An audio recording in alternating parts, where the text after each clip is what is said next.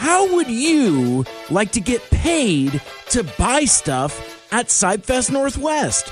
Register for Seibfest Northwest before April 30th, and you'll be entered into a drawing to win show dollars. Now, show dollars can be spent with any of the toy or artist dealers at the show. There will be 2 drawings, one for $30 in show dollars and one for $20 in show dollars. Already registered? Guess what? You're already entered into the drawing. And don't forget, if you pre-register, you get to hit the dealer room a full hour before the general public. Seibfest Northwest, the Cybertronian Festival, returns to the Pacific Northwest for our 12th annual unofficial Transformers convention by the fans for the fans. Join us at the Kent Commons Community Center on Saturday, July 12th for Seibfest Northwest 2025. More information can be found, including registration for attendees and dealers, at seibfestnw.com. Now, enjoy today's episode.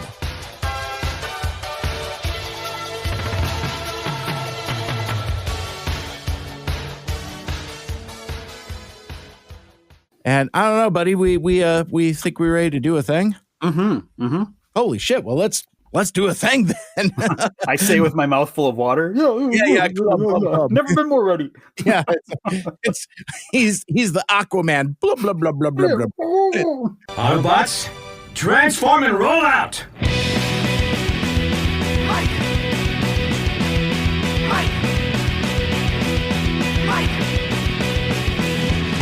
So many Mike.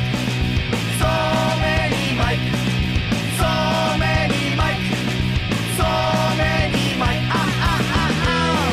Well, hey there, folks. Welcome back for another thrilling episode of Two Mikes, Two Furious Animated Transformers. This is a podcast where we talk about Transformers Animated one episode at a time from 2 different points of view. My name is Mike Seibert. I am your first-time viewer. I've never watched Transformers Animated before this project, but I'm not just here all fumbling around in the dark by myself, talking about stuff I've never seen before with no context. No, of course not. Guiding me along this spiritual journey, as always, he's the serial rewatcher. He's the pizza papa who always gets paid. It's my friend Michael Andrews. Hello. Hey, Mikey, how's it going? That's all right. It's good. I think it's finally springtime, maybe. Yeah, I think so. And you kind of speaking of spiritual, we got a super spiritual episode to talk about today. Like, I'm just in that sort of irreverent mindset. Yeah, and maybe it is that it's warmer out, sun's coming out, something's in the air. Well, certainly got your cherry blossoms and whatnots. So yeah, I mean, not that plays a thing in this episode, but like I always associate cherry blossoms with like spring and spirituality and mysticism and things like that. And Captain America 3. Very much Captain America Brave New World. Yeah, you wish. That's a part 4, my friend. Yeah, I was going to say, damn it. Forget Civil War always seems like just another Avengers to me. I can't wrap my head around that's Cap 3. You beat me to it because it's, not to go on a whole goddamn MCU tangent, but like this is the hubris of Disney and Marvel. This is the outcome, the zenith, if you will, of making this content so episodic. Back when movies kind of had like a premium to it, now movies are indistinguishable from TV. That's indistinguishable from movies, indistinguishable from TV. It's all just, maybe you watched that show on Disney Plus. I hope so, because if you didn't, you have no idea what in the fuck is going on in that movie. If you didn't watch that Incredible Hulk movie from Check's Notes 17 years ago, you have no idea what the fuck is going on. And if you're one of 5 people who watch the Eternals, maybe you have an idea what's happening in this movie. Like, I saw, when you put it that way, they really did borrow from some niche sources. I saw a tweet from Hideo Kojima, who is the writer of Metal Gear Solid video games. And he's just like, I'm confused. And if the author of Metal Gear Solid is one of the most gnarled continuities and just like abstract, bizarre themes in those games and stories, if that dude is saying he's confused, there's a problem with your franchise. aside from that, Shrug, the movie's fine. It is agreed. Captain America Brave New World is the most It's Fine movie in the history of It's Fine movies. Yes. Yeah, exactly. I couldn't have said it better yourself. Not even what we're talking about here today. I'm sorry. What show is this? we are, of course, talking about Transformers Animated episode 35 overall, season 3, episode 6, 5 Servos of Doom. And this is an episode that I've been looking forward to for a while, just based on its title. I kind of had an idea what it was going to be. I did not know what it was. I was not prepared for what this was. I guess, in my first time viewing, like sometimes I'll see a thumbnail or something that indicates something about what the episode is, or just from phrasing, like, 5 Servos of Doom. It's like, it seems to me that this is going to be a lockdown episode, and it is, but I was not prepared for this to be the Prowl origin story episode. I didn't realize that we had reached the point in the story where it was time to tell the story. But given the trajectory of the last couple episodes, I really like where we're at now, and that we can take the time to do yet another traumatic flashback episode, and this completes the set. Like this is the Infinity Gauntlet of traumatic backstories for our main Earthbound Autobots. Like now that Prowl has his, everybody has had a flashback now. Yeah, I think, a couple things here. 5 Servos of Doom is a phrase we've heard tossed around in this show a little bit. That's some of that great Transformers animated foreshadowing that they do. So it's kind of fun to see that paid off here.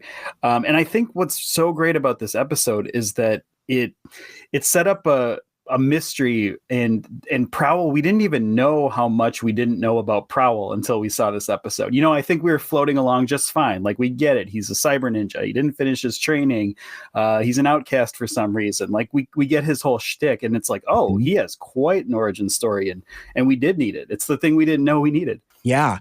And I don't know if we'll revisit this at the end of this conversation, but like, I feel like the reclamation of Prowl is complete at this point, because like where, spoilers alerts, where he kind of ends up at the end of the episode feels to me it's righteous, but it's also he's finally at the place that he's always needed to be. Not to put fine a point on it, but like, I don't know if he's a dick anymore. I asked in season 1, episode 1, Michael Andrews, why is Prowl such a dick? And we've seen, especially with his interaction with Lockdown. Lockdown seems to be the catalyst for his character growth, but we've seen him take steps forward, but we've also seen him retract and take steps back. It's like, oh, there he is again, back on his bullshit. The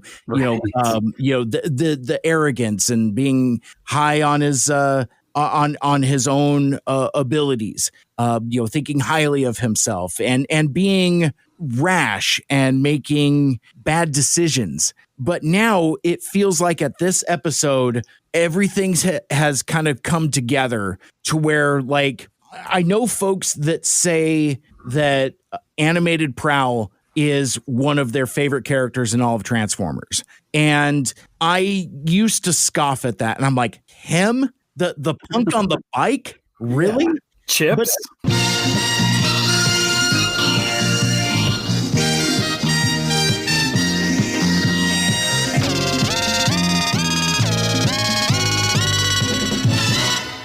Yeah, exactly. It's like, first of all, much like our buddy John said, stop making Autobots the police. But also, though, it's just like, I think of the headstrong cyber ninja who charged headlong into that space monster grub thing. Back off, I'll take you on. Headstrong to take on anyone. And got, sucked in for his troubles, that kind of things. Yeah. And I feel like he's been on this road to redemption for 35 episodes now. And, again, maybe I'm overvaluing it, but I feel like this is it. I feel like this is kind of his moment. And it's kind of funny that I say that because a lot of what I'm attributing that to is in a flashback that, like, you know, I feel like I'm assigning the values he learns in the flashback to present day, but then it's like, but no, he's had an entire lifetime since then as well. So it's kind of interesting to untangle, but jumping all the way to the end, and I'll shut up in just a second. Oh, wow. Okay. The imagery at the very end where he's in the stadium and he's doing the processor over matter and the debris is just almost serenely swirling around him. He's at peace. He's Neo in the Matrix, that kind of thing. It's like he now has mastery of his spark, his soul, his spirit, his technique. It's like it's all clicked together, and he hasn't made it his entire personality. You know, that kind of thing. So like right. Which we love. As you know, we love. Exactly. And that's there's a humility to that I was not expecting. But I mean, again, that's a lot of stuff to unpack. But like, you know, because like I've had feelings about Prowl, and so I've one of my delights in taking this first time watcher journey is allowing myself to being open to appreciating how great this character is. Like, I mean, just like soup to nuts, like just a really great Transformers character. Yeah. Oh, awesome. Yeah, I can't agree more. Yeah, let's hit the rewind button here and start back at the beginning. I was going to say, it's like, but yeah, that's all. That's the episode. Like and subscribe, and write into the mailbag at 2myteenthgrade@gmail.com. Eat good pizza, all that stuff. Yep. Yeah. That's where you. What's a good spring pizza? Yeah, so kind of going back to the beginning, very beginning here, just talking about that it's an Andrew Robinson written episode. Now, his other writing credits in the show, this is like the completion of the Lockdown trilogy with Thrill of the Hunt, Fistful of Energon, and now 5 Servos of Doom. It's interesting, though, because when I was first kind of writing these notes, I originally called it like the Prowl trilogy or the Lockdown and Prowl trilogy, but really that first episode didn't involve Prowl, other than he was kind of like the detective in that episode and cracked where Lockdown's ship was hidden. But really it started as a flashback episode for Ratchet, and then Ratchet kind of went off on his own thing, and he's almost not associated as much with Lockdown anymore. Now it's kind of Prowl and Lockdown's story. So really, really kind of interesting, like turn of the tide here for the 3-part arc. Yeah, conversely, I don't know if Ratchet is even in Fistful of Energon. Like I would have to go back and revisit that, because like there's some of these episodes where they just rotate characters, and yeah, I don't think Ratchet has much of a role, and I'm really glad you brought that up, because like I had very similar observations even when I was talking about the twining of Lockdown and Prowl. Like even in real time, I was like, wait a sec, that was all like Ratchet stuff to begin with. Like, and it's interesting that Lockdown is the catalyst for the origins of 2 of our 5 main cast. And I wonder if the show were to continue, I wonder how much more secret backstory could you have? Like, are we going to do like a Rogue One thing where like, B and Bulkhead are at a boot camp and they're like walking down a hallway, and then there's just like this Lockdown looking guy, and he's just like, hey, I got the death sentence on 12 systems, you prick, or some such like that. Yeah, he's peeling off an Elite Guard sticker off his chest and throwing it in the garbage. It's a very like it's Lockdown all along kind of a thing. Yeah, he just that'd be kind of cool. Because I mean, this guy is so intertwined with the fates and origins of these Autobots. It's again, I totally understand. I mean, I understood it from jump, but that Lockdown is such a fan favorite. I mean, so much so that they brought him from the cartoon to the movies. It's like, I mean, this dude's got the juice. He's a really cool character. Right. Well, and I'll bring this up now just because it'll come to fruition later. But we're kind of talking offline, but I recently got a copy of Transformers Animated The Arrival, which is the kind of volume edition of the Transformers animated comics it looks like there's 10 shorts in here, and they were all written by Marty Isenberg proper. So we can hail them as canon. These are official. Sure. But what's cool about these is they're written with that same level of integrity that any episode is. In fact, I feel like some of these could be just like unused scripts, but they have a lot of, I guess, intertextual or like subtext for other episodes, kind of setting things up. And I guess there's a few of them that I want to bring up talking about today's episode, but one of them, how you were saying, is Lockdown has a episode here with Black Arachnia. And it kind of takes place before, I believe it's before the first Lockdown episode. And she ends up kind of coming to blows with him. He ends up being her way to Earth. She hitches a ride on his ship when he's first coming. And she actually knows that Optimus is his target, but doesn't do anything about it. She kind of has this moment of like, should I tell Optimus that Lockdown's coming for him? And at the same time, she's like, well, who's going to tell him that I'm coming for him? So it ends up, her just going into hiding from there. But it's one of those, it's things like that these Arrival comics are really interesting for. Gotcha. That's hot. She's a criminal. Criminals are hot. Yeah, it's cool. It's cool. So to your point, he has been pulling some strings in the origins of this whole show. I love it. So again, 5 Servos of Doom, season 3, episode 6. And I believe by my count, we are now halfway through season 3. It's starting to feel like we're getting towards the end. Like we're kind of like, kind of at like the crest of the roller coaster. And I get the feeling as we start to go down, it's just going to be a fast, thrilling plunge, that kind of thing. Yeah, I think like any great writing, you don't want, and any great series writing, you don't want to close the door on any possible future episodes. But at this point, I feel like if you're a really good writer, you're starting to tie up some more things rather than open more doors. You're not doing the Lost thing, which is like, let's introduce 5 more puzzle boxes in the last episode.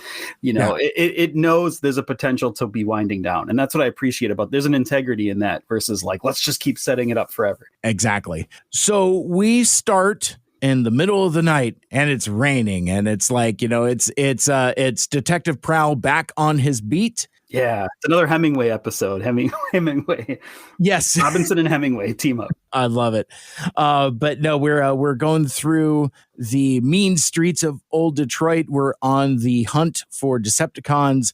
There's a Decepticon energy signature that we're looking for. Prowl does some, sneaking around walls, going around corners, does some ninja stuff, does like almost like a Trinity through the window type of thing. He does like a bunch of flips and stuff into a darkened room.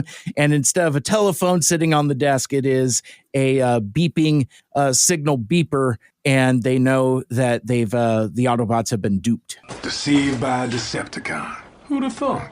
Yeah. To your point, that whole scene has to be inspired by several scenes from The Matrix. I mean, that had to be culminating in the animator's mind when they did that. I should also mention that part of this hunting party is the Elite Guard. You got Jazz, you got Sentinel, and is Optimus with them at this point as well? Yes, I believe Optimus so. is there too. Got it. Kind of an interesting crew. One of the things I like about this episode is you get a lot of Jazz and Prowl pairing off and partnering up, but you also get to see Sentinel and his dynamic with Optimus as well. I've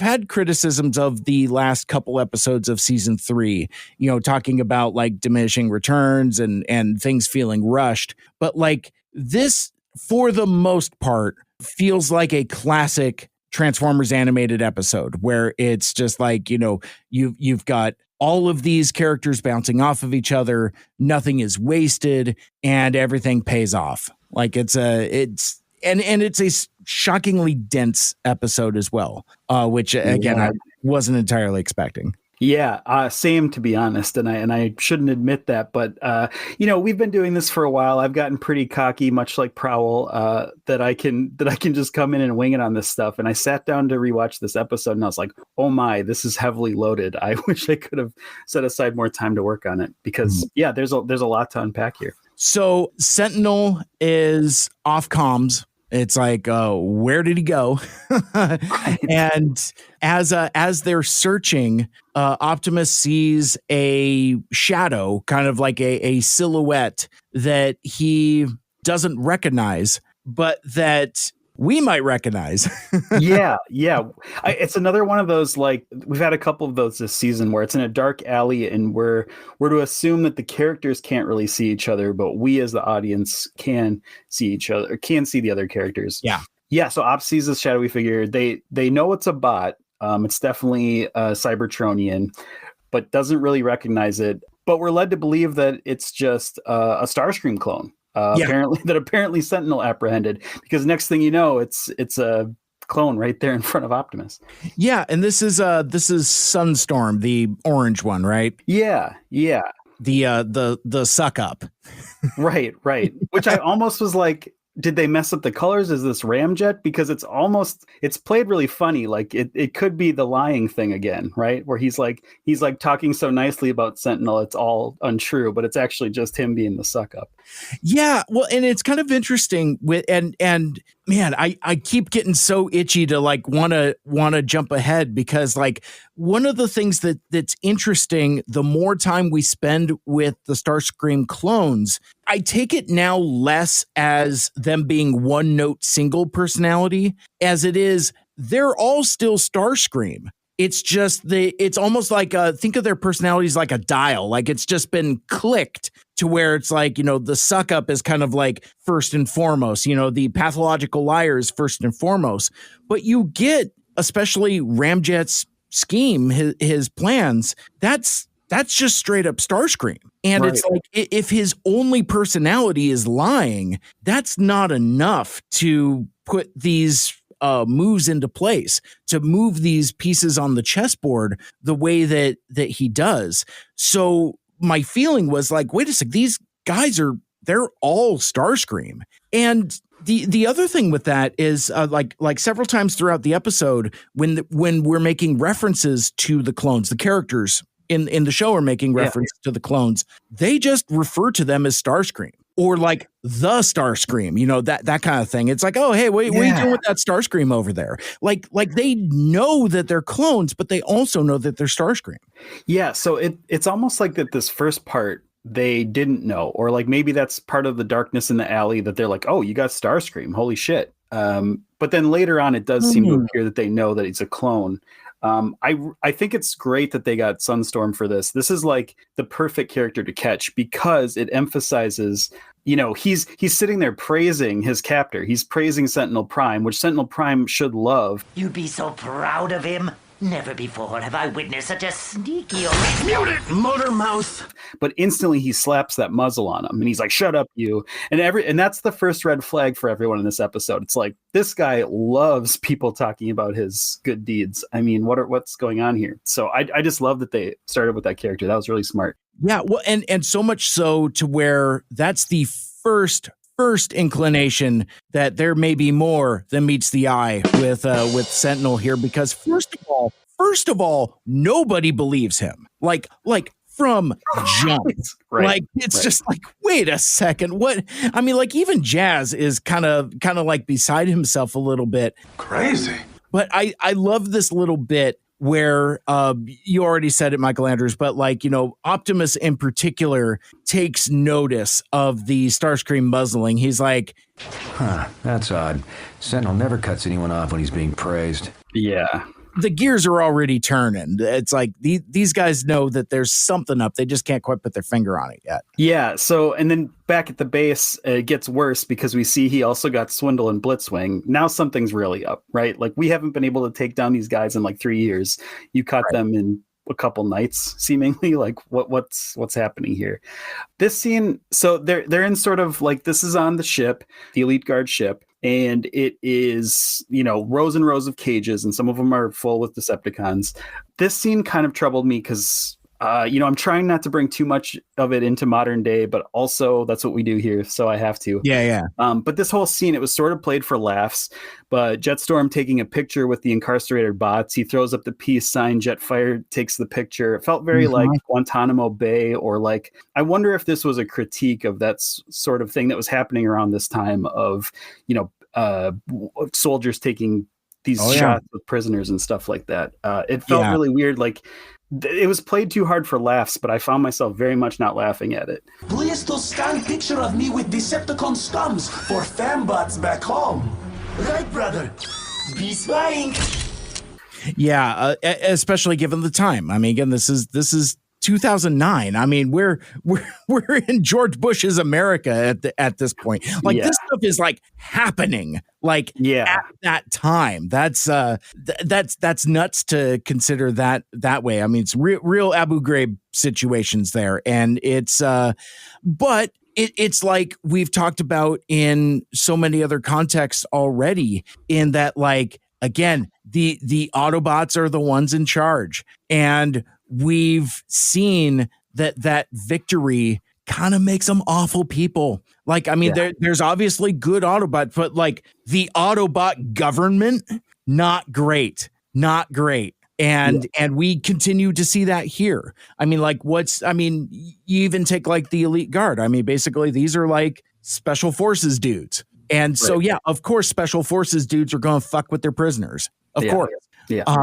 And I'm with you. It's like, it is, I chuckled. It is a funny joke, also kind of refracted back through the lens of like influencer culture also. Cause like you could take it darker, or you could take it lighter, and like, old Jetstorm is just like and subscribe, Right. Exactly. It's like, hey, what's up, fam? I'm here with the captured Blitzwing.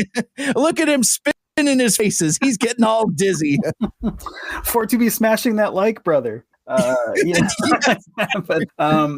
so it was hard not to feel a lot of modern day emotions about this old program, but it brought up something we were talking about with the APDC guys last episode, about kind of the origins of Jetfire and Jetstorm. We had kind of, it was fun that episode because we kind of like got to theorize and speculate and all this stuff. And I had presupposed that, their coloring had to be sort of like an homage to Sentinel Prime. Like, that had to be sort of out of reverence for their dad-like figure. I've since, of course, as I mentioned, got the Arrival. There is an origin story for these two, which kind of debunks some of that. But I found it really interesting. I'm just going to give you a quick summary, if that's all right, get you up to speed. They actually started as like Energon Refinery grunts. They were twins from the get-go. They were orange and blue from the get-go, so that debunks their own picking their own coloring. But I think it's cool because they were talking about how they're unique because they're twins that are split from a single protoform, and apparently this is kind of rare in the population of Cybertron. But they got into a huge accident at the refinery, sort of a Iron Man situation, and this allowed the Autobot Council to experiment on them. It was mostly consensual because they needed to like save their lives. However, they probably pushed the boundaries of it because, again, as they said, it's a wartime effort. We need to crank things up. So they found this perfect opportunity. We could get into the conspiracy of theory of, did the Autobot High Council cause this accident at the refinery so that they had the opportunity to experiment on them? But that's speculation on my part. It's a real RoboCop situation. Yeah, exactly. Sorry. Autobot government, not good folks. Not great. Especially during wartime. Yeah, for sure. It's like, war crimes. It's like, do we choose humanitarian effort or do we choose war crimes? And to which the Autobot High Council is like, why not both? Right. Both is good. But these two, they were very cocky from the start. They were very acrobatic, circus-like, performing their duties. It seemed like they had a lot of natural talent. So they're almost the perfect subjects because I think they took to the war crime stuff right away. And we see that later in this episode too, where they're just on board for, they want to know how the criminal got caught. They want to take pictures with the incarcerated, that sort of thing. Yeah. But so just to kind of finish this up though, they were personally trained by Sentinel, which seemed to be like the first time he'd gone back to training troops since we saw him in auto boot camp. Apparently there was a long span of time and he kind of got back into it to train these two. So he is like their personal trainer for this, but they also have ninja training from Jazz. So they're like really badass, right? Like they have all the standard elite guard training plus ninja training from Jazz. And they kind of like came out of the gate, excelled at every program. They sort of got a James T. Kirk complex, very arrogant. And then even more so following that thread, they also kind of got their powers from a simulation, which was like the Kobayashi Maru, but the simulation sort of like hotwired and became actually dangerous. And that's where their powers came from. Jetfire kind of manifested his fire ability in this virtual reality simulator. And this is actually really cool. Then Jet Storm developed his powers to save his brother. So the jet turbines came out of extinguishing the flames that kind of took over his brother. I thought that was a really cool storyline. I also found it really interesting that their combiner mode, Safeguard, was born out of their like twin connection, the being the split protoform. This wasn't actually part of the wartime experimentation. This was something they just learned to do because it was like almost like their cells rejoining, right, from being split of the same protoform. I thought that was kind of cool because I guess I kind of assumed that the combiner mode was part and parcel to the war making a super soldier. Well, and keeping in mind, and I didn't think to bring this up when we spoke about it in the last episode, but I was so fixated on the design of, like, you know, the side-by-side aspect of Safeguard not really resonating with me. I kind of completely missed that this is the only combiner team we've seen so far. Yeah, I mean, there are no other combiners. So it's kind of interesting how in 3 seasons of like one of the things I really like about Transformers Animated is kind of like how weirdly grounded it is.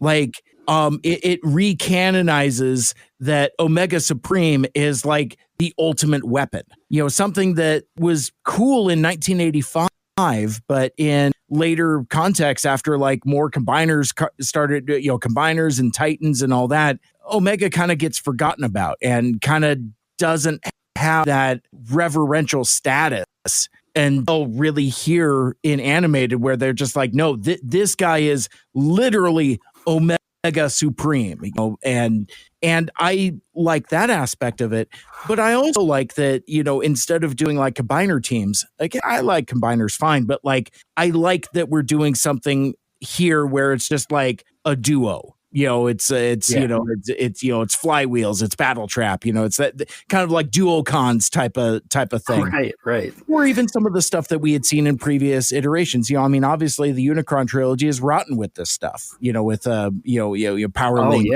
and things like that. So that feels, and maybe that's what brushed up against my sensibilities initially when I first met Safeguard and Jetfire and Jetstorm. Doesn't bother me nearly as much in this episode. Like even they have a combination sequence and it's like 2 frames of animation. They just kind of like smack together and like that's it. And I'm like, oh, that's cool. That's fine.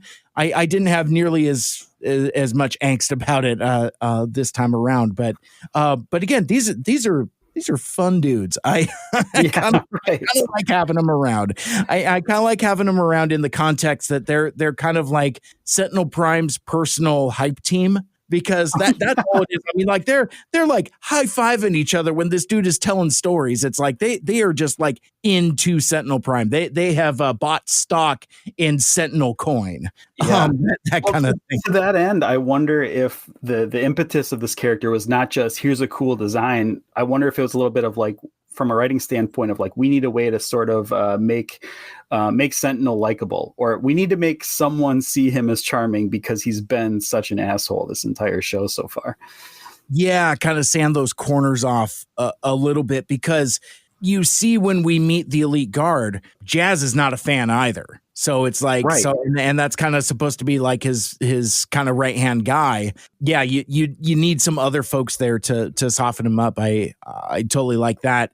I also want to call out before we move away from this, they're remarking about Sentinel capturing both Blitzwing and Swindle. And Sentinel just kind of like brushes it off. He's like, Well, Swindle was stuck in vehicle mode. All I had to do was pay a fine and tow him away. which it's a great joke. I laughed out loud, but I am going to try as best as I can throughout this episode to restrain things that kind of bug me on second viewing. Like there's a lot in this episode, and I feel like in these last few episodes where like the episode is great until you start to analyze it a little bit, and then you realize it doesn't make a whole lot of sense that Sentinel, who's a xenophobic racist about Earth and its culture, would one, even know what a fine is, and two, would comply with paying said fine. Where's he getting money? What does that interaction even look like? But you overlook it because it's a great joke. Like, I mean, it's a funny joke, and I love how it's just kind of like over the shoulder type of thing. But there's a handful of things that like you make a choice to overlook. And again, not to go on a whole nother rant tangent, I don't remember doing that as much in the first two seasons. Maybe that's my rose-colored glasses talking, but like I feel like in season 3, I'm overlooking things because I like it, because it's overall great. Like this episode is awesome. It's I mean, it does all the things it needs to do, but it has little things that are kind of aggravating if you think about them for too long. But anyway. Well, let me pitch this to you though. I mean, do you believe him? I guess that would mean that this is the one true capture story of all the prisoners he captured. And we've seen him. I was just going to say he's a really kind of a sociopath here, because he's made up like a capture story for each of these guys, how he personally took them down. So possibly, even though there is a thread of truth to this, this could also be just a made up thing. And that could be played as like a red flag of like, just like you're saying, oh, our head xenophobe here went down and found some American dollars and paid a fine at an impound lot. That could also just be another kind of red flag for something's up. Yeah. Past Captain Fanzone some greenbacks? I don't think so. Right. Yeah. And then there's another red flag. Captain Fanzone taking money from a machine. Come on.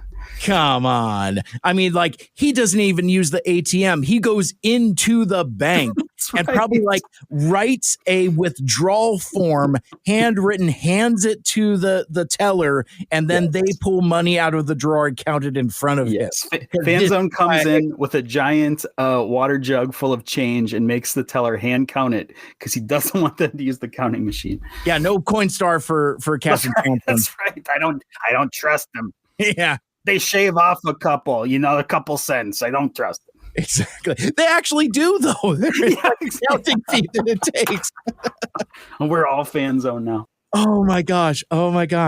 But yeah, no, I hadn't even considered that. And actually, I will support and co-sign your legislation, because what does Lockdown know? Commerce. You know, it's like he knows from payment. So he probably knows how things work on Earth, and a fine is just another form of payment. So it's like, oh well, yeah, here's your cover story. You paid to get this thing out of there. Oh man, I really like that. I'm glad we litigated this. Yeah, I'm sure there's some semblance of truth there. I just don't think Sentinel's telling it, right? Right. And he's so freaking weird. It's like he's being dodgy and abrasive and combative. Just being even more insufferable than usual to be around during all this. Once again, that's my favorite character from the show. You can write to me, Care of Two Mikes Too Furious. Yeah. But it's interesting because like Optimus he's still being insistent. He's like, hey man, what, not to, I'm grateful that you caught these guys, but really, what the hell? Like, I mean, like you can brush off the kids all you like, but give it to me straight. How are you doing this? And is it? I may be confusing this with the inevitable Lugnut capture, but like Sentinel kind of like gets super abrasive, and he's like, well, this is like an elite guard issue. It doesn't concern you, blah, blah, blah. Pulls rank. Yeah. And kind of blows him off. That's where kind of Optimus and Prowl kind of start to put their heads together, and like it's like, wait a sec, this just isn't right. And they know that Sentinel is hiding something, and then that's where they start talking about this mysterious shadow, this obscured helmeted figure.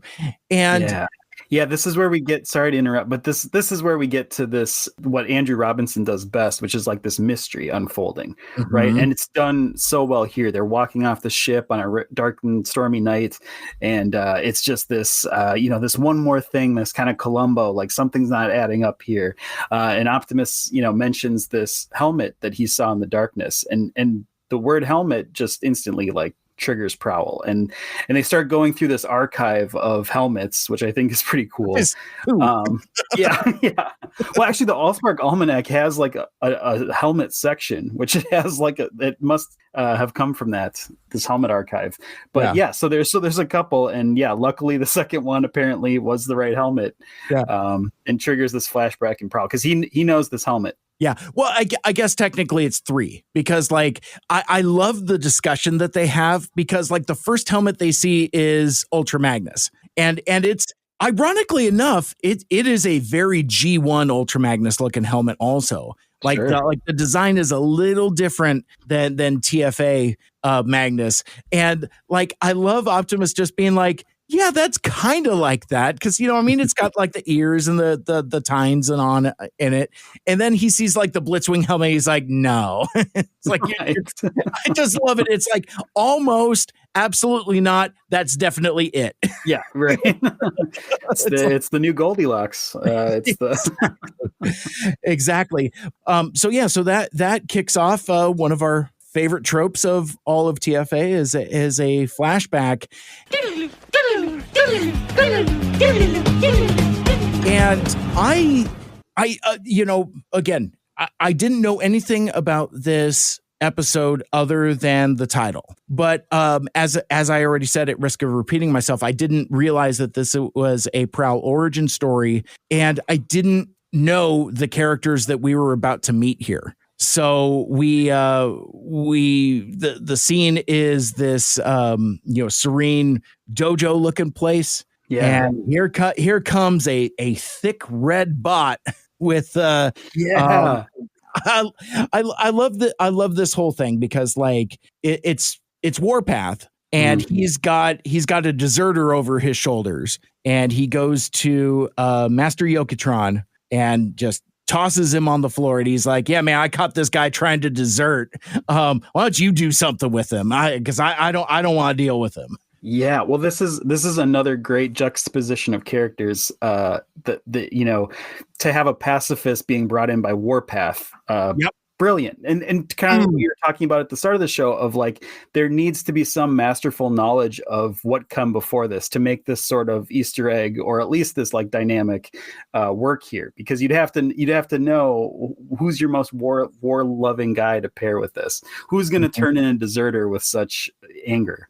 And it's of course Warpath, voiced by David Kaye. Doing, I knew that right away. Actually, my ear picked that up, so I was excited to confirm from the credits. I don't always do that, but he's kind of doing a Clint Eastwood here, right? Yes. Yeah, I mean that's sort of like the like the growly, grizzly. It's very flinty, that kind of thing. Yeah, he's a feisty one. And the thing that I mean, we could spend a whole episode talking about like his 3 lines of dialogue, because it says so much with so little. Because like, we're accustomed to Warpath being a cartoon man, bang, zoom, John Madden, basically. Hey, Blitzwing, thank you. Bam, gotcha. Bang, yeah. Okay, guys, transform and zoom, move out. Let's blam those Decepticons. And it's just like, he's got like this crazy way of talking, and everything's just like loud. And I would posit that this Warpath was that guy. And the horrors of war have ground down his enthusiasm. So not only is it gravelly and gruff, But the other note I got from the voice performance is tired. You know, it's like, Warpath is tired of fighting, and he's got no patience or tolerance for this deserter. He says, "Ask me. He should rust in the stockade. Any Autobot who won't fight Decepticons is no better than a Khan himself. We are at war." Yeah. Oh man, that's good. It's so. This first flashback. All these flashbacks are so loaded, but there's so much brilliance in this one in particular too, because this is one of those moments where I wonder, like, what came first here? Like, did they go, okay, give him kind of a Clint Eastwood thing? Because we know from interviews that Marty Isenberg he's already got notes about what the voice should be, or to like make the character interesting. But I can see this also being like, well, what should this guy's voice be? And David Kay being like, well, I can do a killer Clint Eastwood kind of a thing. Should we just do that? Like, but either way, it fits so brilliantly with the character and the juxtaposition you're trying to create here. At the same time, you have this like peacenik hippie war opposer Prowl, and it's like, of course, this is completely makes sense for what we know of Prowl, right? Yeah. Like, hates war, loves life, spiritual in a lot of ways. Of course, he was like this peacenik hippie back on Cybertron. Yeah, I mean, I would imagine that Warpath picked him up at like Space Woodstock. You know, he's like, he's like burning some Cybertronian space weed in a tent somewhere, and he's like, "Come along, you damn hippie." Yeah, he was in like a mud puddle with 3 other Autobots. Yeah, just stoned out of his mind. Yeah, what is like incense and peppermints, but like the Cybertron version? We need to come. That's our homework. Exactly.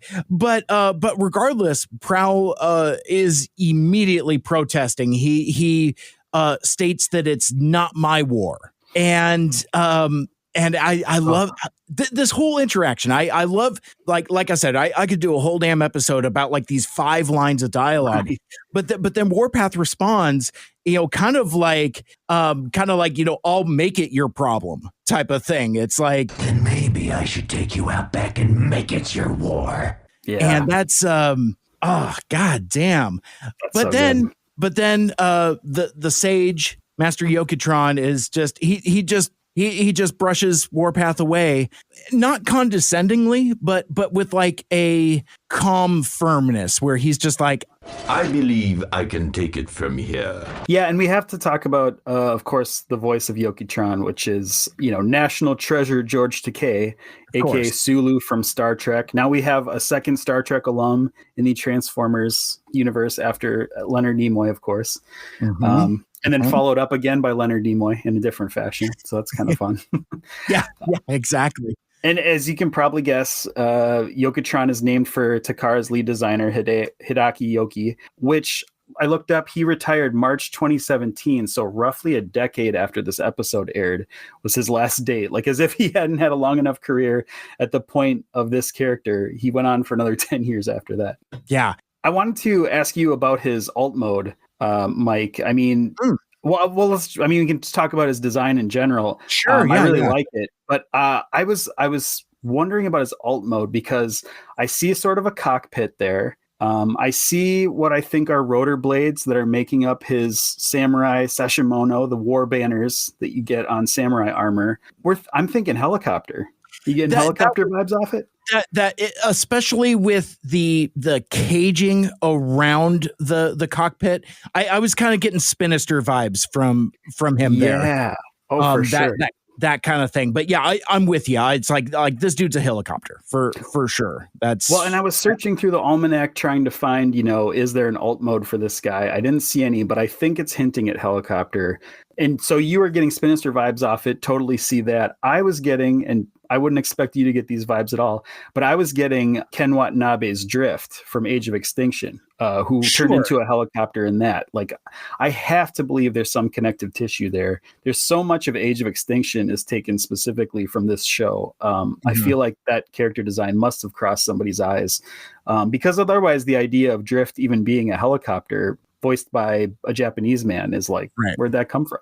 Well, and I'll do you one better. Look at the helmet design on Age of Extinction Drift. It's kind of the same helmet. Now, granted, it's kind of a stereotypical looking samurai helmet, but still, it's like, yeah, I mean, I wouldn't have any trouble believing that.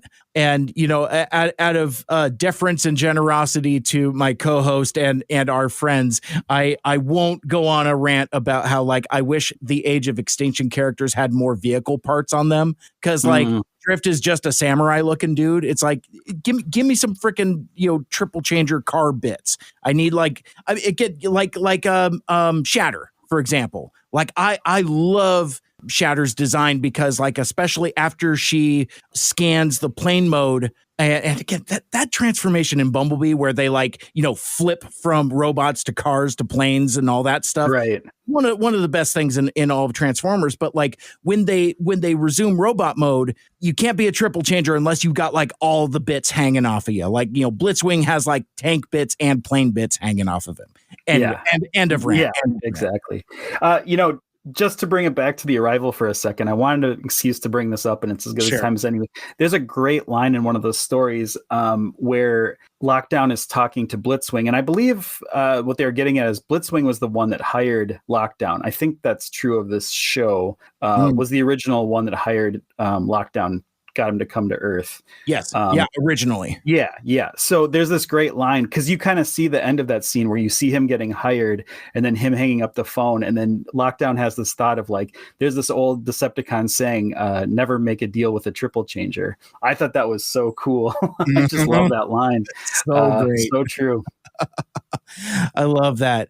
I also want to, you know, it's being the dead horse and repetitive at this point, but I just, as I couldn't get out of here without mentioning Warpath's parting lines as he leaves. He does throw in a bam and a pow.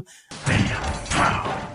Lousy draft dodging peacenik. And you know, talks about like draft dodging peaceniks. Yes. But he does it like it's so stripped down and devoid of the John Maddenisms. He almost has like contempt. He's just like, bam, pow, whatever. You know, it's like, yeah, it's like he's lost that gusto.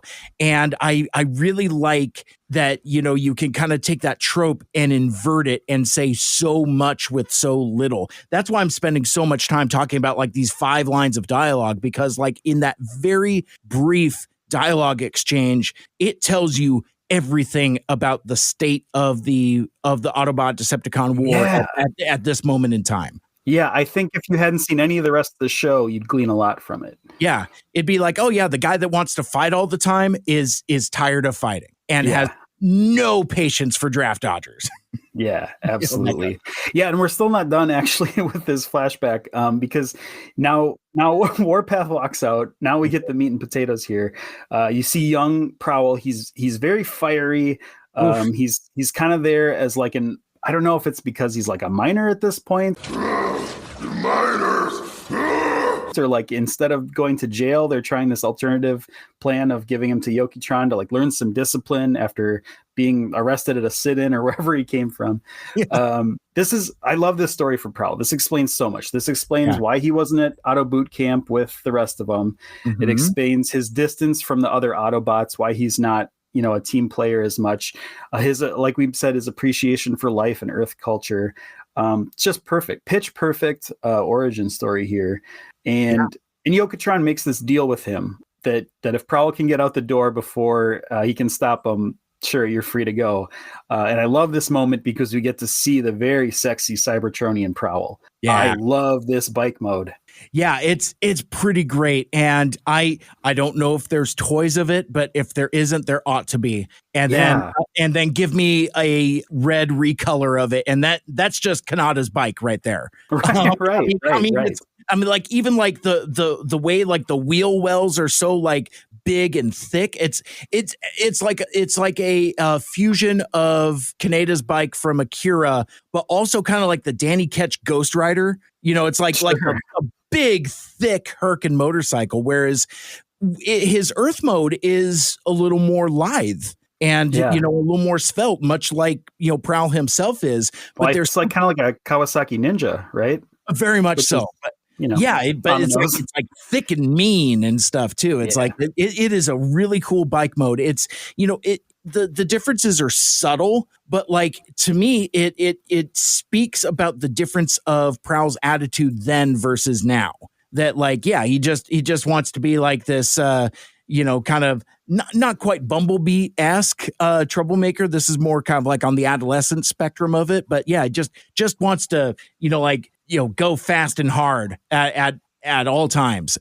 Phrasing. And doesn't want to deal with the responsibilities of life, and doesn't really want to, own up to responsibility or anything like that. But yeah, like you said, this scene is brief but impactful. Like he makes a break for the door, and of course, you can't get past Master Yoketron, and this deal is struck. And I love that he does. Oh my God! I just realized this in real time. Master Yoketron is basically Signal Lancer.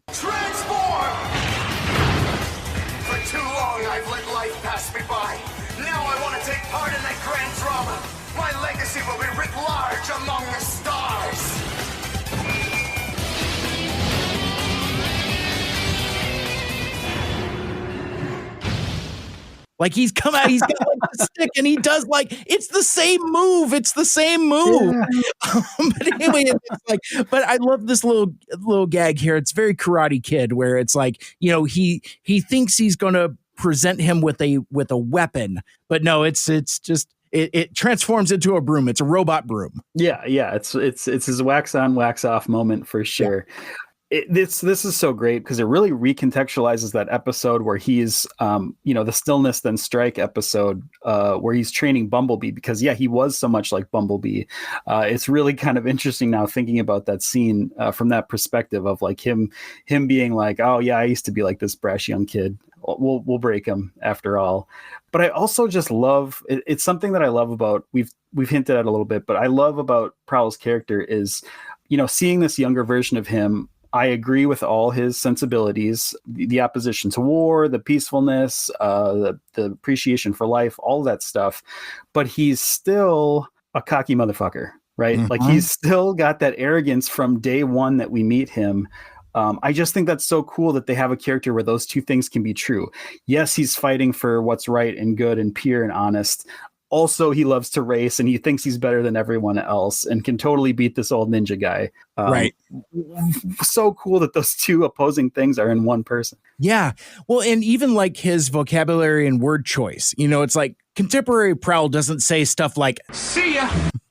Yeah. It's like, oh, if you could get out of the door, you're free to go. And he's like, all right, want to bet? I'll see you later. He just doesn't talk like that now. There is and even like when he's struggling against Warpath, like Prowl doesn't raise his voice, but here he's like yelling, like he's indignant. This is not my war. That kind of thing. Actually, you know what? I just, side tangent theory, all of my jokes about Space Woodstock aside, teenage Prowl is like university age Prowl is probably at some kind of like anti-war protest. 100%. That's more probably what it is. He's protesting the government, right? And gets thumped by elite guard. Again, the police. Elite guard Warpath takes him into custody here. That's awesome. I just landed on that also. Love it. But regardless, so we emerge from the flashback, and even Optimus is like, "Hey, buddy, you having a flashback over there?" Because I know what it's like to have a flashback. We're doing a flashback episode. Seems like you're having a flashback. Ratchet seems to do that all the time. It's like, what is it with you flashback assholes? You just like turn your head and stare off into the void for several minutes. Shit happens all the time. It would have been so good if Optimus like pans over and there's like Ratchet, he's like staring at a ring or something. And it's like, oh boy, here we go. Oh yeah, and fed up Optimus, he's like, oh, let me guess, more trauma. Great. Yeah. Tell me again about your deep hurting. Deep hurting. Deep hurting. Oh, boo hoo hoo.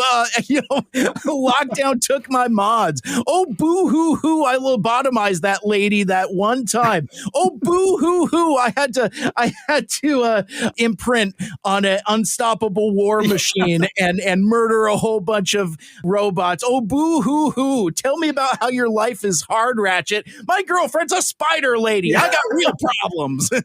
You don't see me walking around chopping up a kid's pinata because I'm having a flashback about a spider, do you? There's one time. As he's like sharpening his axe. But yeah, so from here, we see that the helmet, obviously it's Yoketron's helmet. Right. Very similar to the armor lockdown, let him borrow in Fistful. This is that moment you were alluding to where Prowl races out wordlessly, kind of just into the night. But he's actually going to visit Jazz on the Elite Guard ship, which I'm going to try to say this more, but I learned from the Almanac, the Elite Guard ship is called Steelhaven. Okay.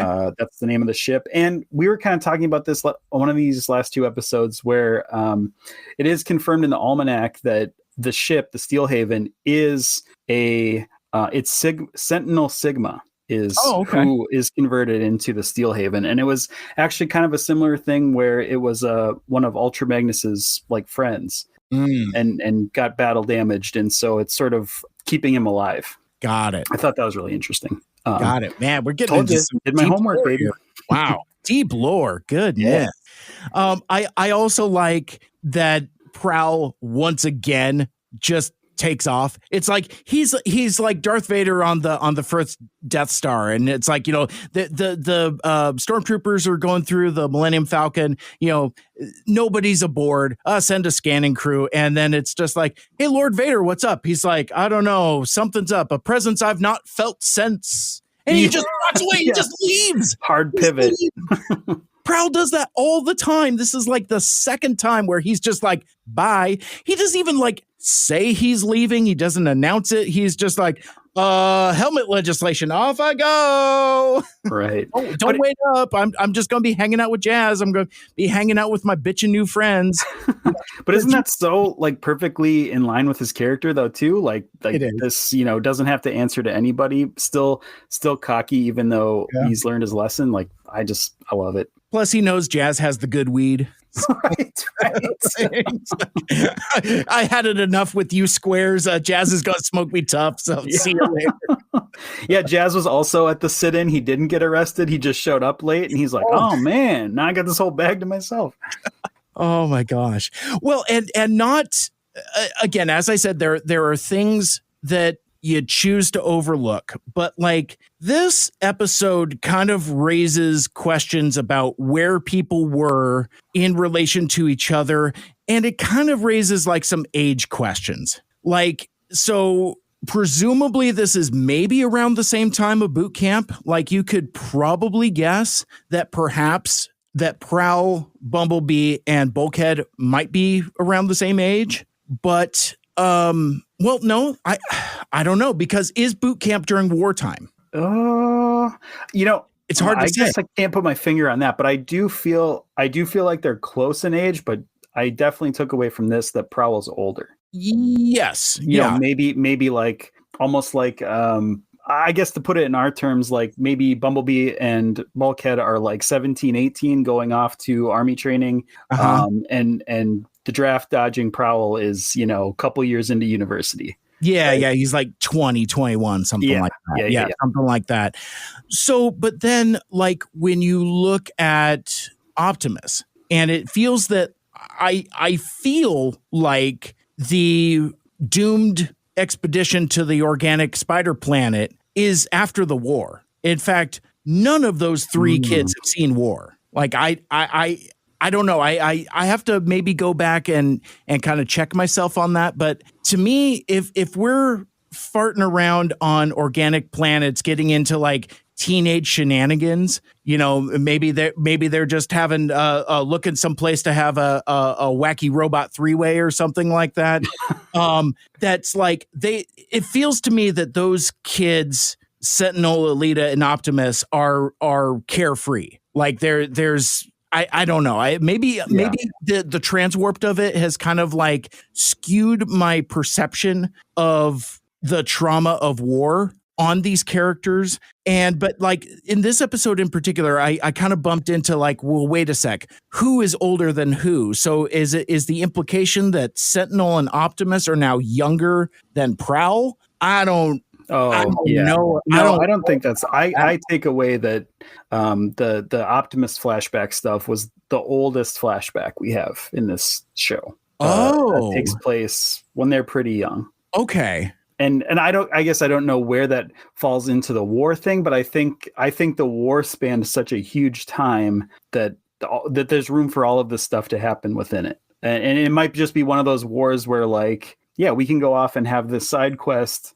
while we're in training to this organics planet, but we're still under the helm of war. I could get with that. And also, well, not for nothing, with that context of it being the oldest flashback, you could also argue that it's before the war. Right. Like war breaks out after that. And maybe that's where you get the divergence paths of, because again, they're neither of them has the rank of Prime. They're just Sentinel and Optimus. So Sentinel goes off to become Sentinel Minor and runs boot camp. You know, that actually makes sense because it explains why there's no Optimus in the war and why he's so obsessed with Ratchet's war stories, because he got booted out before it all started. Right. And that makes it really interesting, though, too, because then it's not just a history buff fascination. It's almost like a survivor's guilt obsession to need to know what he missed. Yeah. And a lot of, I don't know, like vicariousness. Like, yeah, it's, and again, because like Optimus says that to Ratchet all the time. Well, you were there, you know, that kind of thing, with the direct implication that he wasn't. Yes. Yeah, that would make so much sense. That's interesting. We've kind of like unlocked other perspectives, and that's what's so rewarding about this show is that when you learn more, it gets you to recontextualize what you've seen before. And I can nitpick about things falling apart, but like I also love that with like a little bit of discussion and conversation that you can kind of puzzle through some of this stuff. I kind of like that some of the stuff that I have hangups on that we're actually kind of able to rationalize in a way that makes sense and is satisfactory and isn't hand wavy and like, oh, it's just a kid's cartoon. Don't worry about it. It's a fun episode, so overlook the other stuff, which is kind of my attitude coming out of my two viewings of this, including my first time. I got a different set of perspective on it currently. Awesome. Yeah. So anyway, we're on the Elite Guard ship. Prowl's talking to Jazz.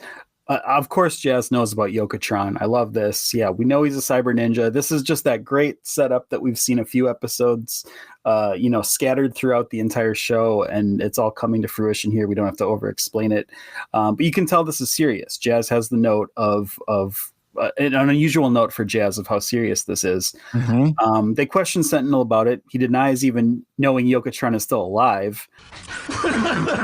Yoketron? Is that rust heap even still online? Let alone seeing a bot wearing his helmet. But that's another red flag for Jazz, Something ain't right, he mentions. Yeah, which gross, by the way. I mean, especially knowing what, and maybe we'll get into what the public knows about the fate of Master Yoketron. But yeah, for Sentinel to just be like, oh man, is that old coot even still alive? It's like, yeah, well, you should know and show some respect. Yeah. Good Lord. Especially given what happened. Right. Like you would think that is probably a day that lives in infamy. And I'm using that phrasing specifically to where like that's a turning point in the Autobot war. Because like as we're getting ready to talk about in the next flashback, and we kind of learn what's going on at Master Yoketron's compound, but still, it's like Sentinel Prime should know that, because I would imagine that that's probably like an incredible tragedy. Yeah. For the Autobots, the outcome of that, what happens? Yeah, it's tough because this makes sense. I could see it going either way. I could see this like him just being an asshole being irreverent about a figure's death. Or I could also see him not knowing this. He's listening to Fox News that day or something, or he went to like a, tuned into like a space rugby match or something. I don't know. Like I can just see him like, you meet people all the time in the real world that's like, you didn't know this. Like, I just thought this was common sense. I learned it in every history class. You literally are just finding this out and you also don't believe it. Like, unfortunately, that's a too common problem these days. Well, and also with Sentinel, it's canon that his memory is incredibly selective. Like even to the point where Bumblebee is breaking down all of the indignities that happened to Sentinel himself during boot camp. And it's not until the last one where he's talking about, where he was shit talking Magnus over the loudspeaker. He's like, wait, oh, I do remember. Oh, that was you prick. But like everything before that, including getting like, pink paint blowed up on him. It's like none of that. He's like, do you remember that? No. Do you remember that? No.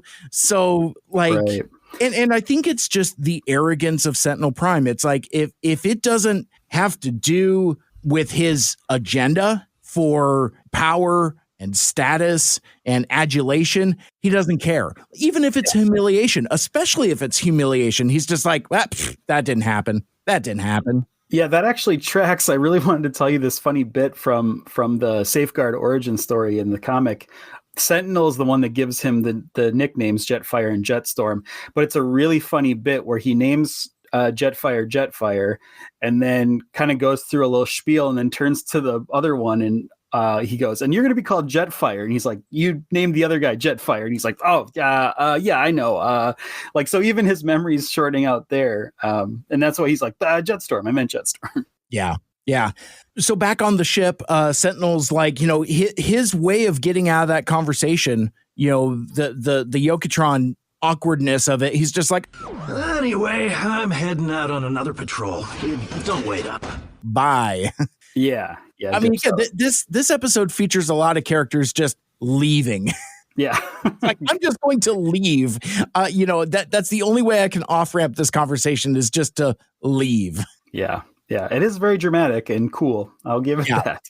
But yeah, so he goes out on patrol, quote unquote. They follow him into the night, these two ninjas, and they lose him quickly. And they're like, this is not his strong suit. And also, yeah, you guys are ninjas. There's no way anyone beats you, right? Like this is weird. So now we have more mystery we're adding to it, and this triggers a flashback where Prowl he's trying to use this projector to get the jump on Yoketron. And I don't know if this is like, I don't know how you took it, but did you take it like this was kind of brash young Prowl playing a prank on Yoketron, or this was more like part of the ninja training of, if you can surprise the master, you're worthy? No, I think it's just Prowl being a stinker, because like he's I would think that in between these flashbacks that he's probably tried to escape a couple times, and he just keeps being foiled through whatever reason or the other. And I think it's also to re-emphasize what Prowl's superpowers are, because again, it's still a cartoon for kids, and kids' short memories, things like that.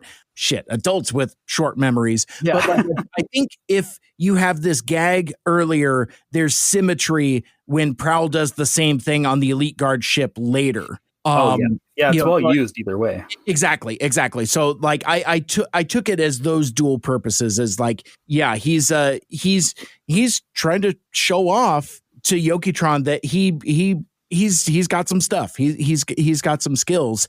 And I think you also need that to pay off what's coming up here, where he's stripped of all his gear. Yeah, absolutely. This ends up being like the shortest of all the flashbacks.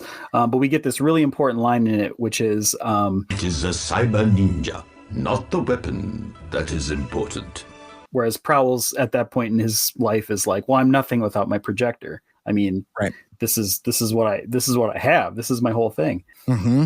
Well, and his jump jets also. So it's like, first Yoketron takes the holographic emitter, and I love this little gag. I wonder if there'd be no reason for a toy to do this, but like he plucks his Autobot symbol, and then another symbol pops back into place with it. Like it was almost like a Ultra Magnus with the Matrix and Transformers the movie type of thing. He bobbles it, that kind of thing. But oh sure, no, he pulls it off, and it's this tangible object, this kind of like Tony Stark arc reactor looking thing. But then just like a Autobot symbol pushes up in its place, but then he pops his jump jets off his shoulder as well, and it's like you can have these back at the end of the school year. Right. He puts it in his desk drawer. Yeah, confiscated for now. That's good. That kind of thing. But this may be as good a time as any to talk about this because one, it's thematic through this episode of like you said, it's the cyber ninja, not his weapons, but also throughout this show, especially through the kaleidoscope of Lockdown, the reliance on gimmicks, on mods, on extra tech and gear. So, and I will probably mention this as we get maybe towards the end of the episode, but I feel like this episode kind of, even this season more than this episode, kind of sends some mixed signals on those themes. Because for the first 2 seasons, it's like mods are bad. We're in war now. You know what? Combat grade stingers. Sure. Now you can handle the Yoketron armor. That kind of thing. Or you know what? Hey, I'm just going to walk around with the EMP generator on my wrist now. That kind of thing. So it's I'm not saying it's inconsistent. I am saying that it feels deliberate to me that there's the events of the story have escalated to where now the characters are making these choices of I had those hangups earlier. But I mean, this is serious. This is season 3.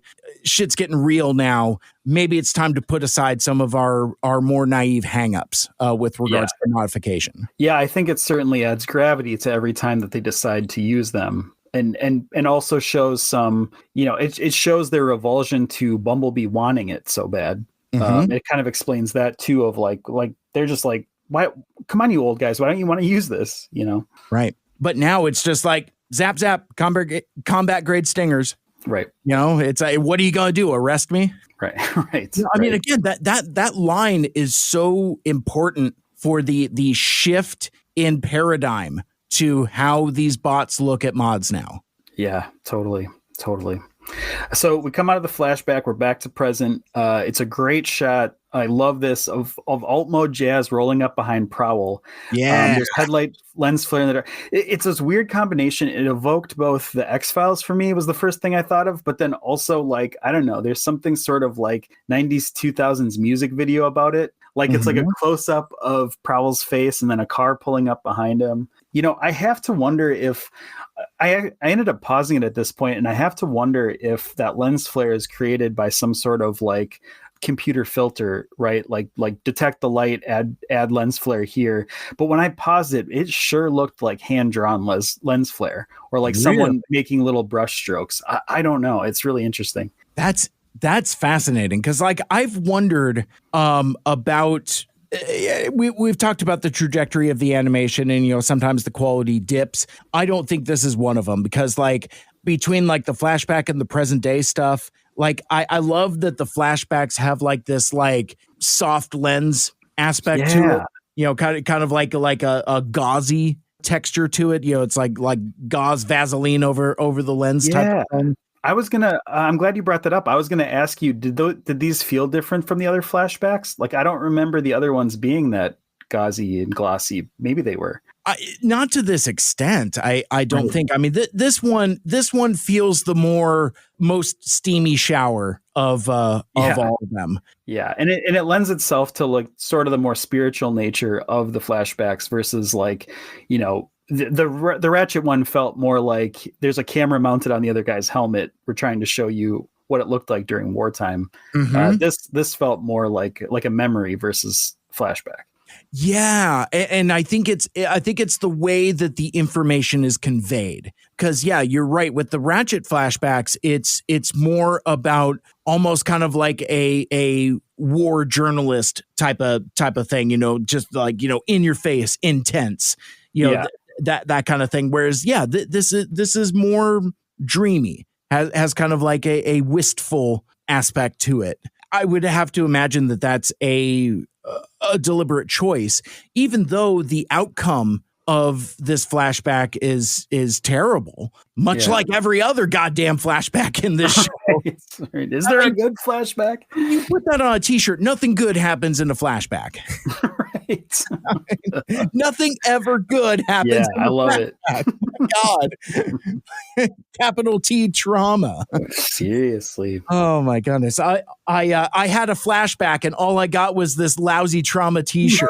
That's what the T in t-shirt stands for. It's a trauma shirt. It's a trauma shirt. There it is. We did it. We did it. So yeah, now we're back on the Elite Guard ship on the Steelhaven. Seminal we are. calls everyone into the brig to gloat about capturing Lugnut. So here you go. Here's what happened to Lugnut. They got him out of that hole or whatever happened. Yeah. Well, and also to underscore that, like, this is in the middle of the night, and it's like so Prowl and Jazz kind of come up empty-handed, and they go back.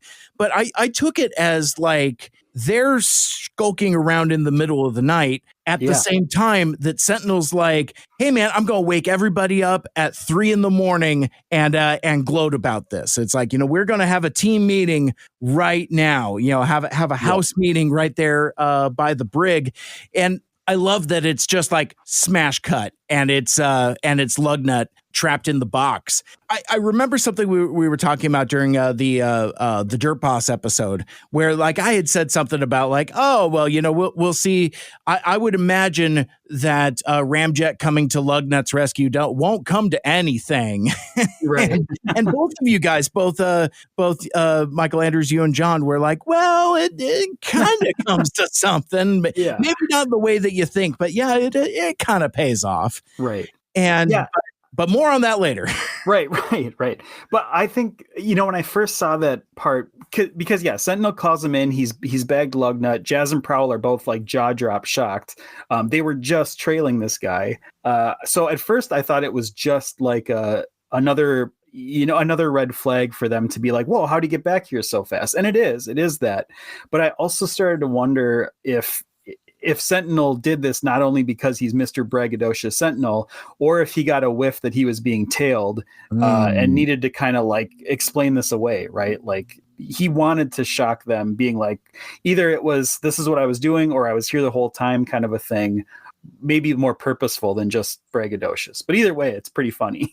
Yeah, definitely. And I like this conversation here between, again, Optimus is like the most skeptical, but these two Borat dipshits, fucking Jetfire and Jetstorm, like they can't have enough of it. And it's like, it's interesting to see the spectrum of like Prowl and Jazz and Optimus being like, okay, that's all fine and good, but how'd you do it? With the skepticism, whereas with the twins, it's just enthusiasm. But I love how those perspectives kind of intersect, where Jetfire is just like, oh yeah. Signal Prime, sir, please do tell us, how did you make him capture this time?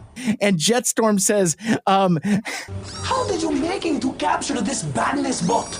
Yeah, I love it. And Optimus, he's like, yeah, Sentinel, you prick. How did you capture this badness bot? I love that Optimus just like continues with. Yeah, and to his credit, he has a story prepared for how he did it. And I don't know if it's out of arrogance or he wants to live up to the standards of these two twins. There's something kind of endearing about that, if that were the case. But I like this scene because it's the first time we really see like this adoration of Sentinel by the twins. Like there's definitely some like fatherly hero worship, something going on here. And this is where like, I know the theory's been debunked now by their origin story, but like my headcanon is that they're colored like him out of appreciation for Sentinel, or like, I love the idea that they chose these colors. Great question for Marty Isenberg one day if I ever meet him or get to talk to him. Like, I'd love to ask him if that had anything to do with it or if that was the plan. Because obviously Marty Isenberg didn't color the comic that he wrote. That could have just been someone being like, all right, they're orange and blue.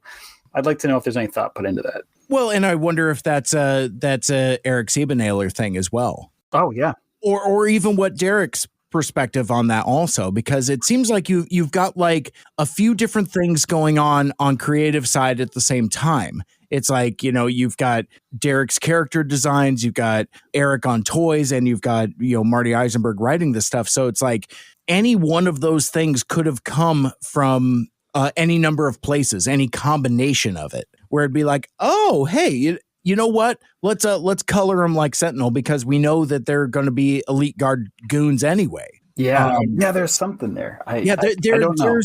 There's certainly something there, and it makes me wonder that story in The Arrival, what the chicken and egg is. It's like, which kind of came first. We should also mention here, speaking of the twins, there's this subplot where Sentinel has tasked them with fixing the subspace communications array, because like there's this thread that's still 6 episodes in. You have to remind the audience, us, that the Earthbound Autobots have this intel burning a hole in their pockets, that they know that Long Arm is a traitor, and that he's Shockwave, and that spells big trouble. So like there's kind of been this undercurrent of, well, we got to figure out a way to contact Cybertron, but it's putting Tweedledee and Tweedledum on it might not be the best move there. For something that is so urgent, it seems to be kind of not so urgent. Right. Yeah, exactly. I mean, I think that's part of the problem of sending Sentinel to do a job where he's, really getting off on this. And actually, now that I say this out loud, like it kind of makes sense that they haven't communicated back, because Sentinel's doing something kind of illegal, or he's like corresponding, spoilers, with this bounty hunter, probably leading to this slowdown of contacting base and checking in. Yeah, I mean, that's a really good point, because Sentinel is kind of running an off the books operation here. Yeah. Interesting. And whether intentionally or deliberately, actually even worse, like he's duped these kids into, being part of this Black Ops wet work type of thing that he's doing completely off the books, completely unchecked. Yeah, and he's got the 2 perfect people for it working for him, because they're loyal to him, not the Elite Guard. So anyway, this scene goes on a little bit longer. It's a really great scene, because Prowl questions Sentinel's methods. There's this great line delivery. He's like, "What are you saying?" And he's like, "That you had help." Like I love how he delivers that. Yeah, real calm. I also love this setup of Prowl having his big like Columbo or Matlock moments of like, here's where it is. Here's the church. Here's the steeple. Yeah. Well, where's Lugnut's T-poke button then? I've noticed all these mods are missing, and there's only one bot I know who does that. And then to be fair, Sentinel heads over to the wall, hits the button, pops open the compartment, and there's the couple of T-poke buttons clipped from the fingernails of Lugnut. Ouch. Talk about war crimes. It's like, he's just, probably got like some like tweezers, and he's just like, yeah.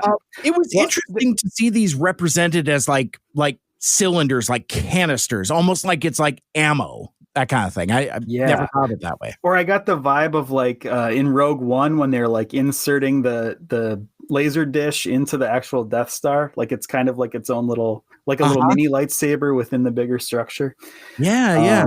Yeah, that was pretty cool. This is another reason I wanted to bring up The Arrival, is because this scene played interesting to me, because in that scene where you see Blitzwing hiring Lockdown for the first time, he actually asks for Lugnut's T-poke weapon as his payment. In lieu of any money, he's like, I want those, your friend's big button bombs.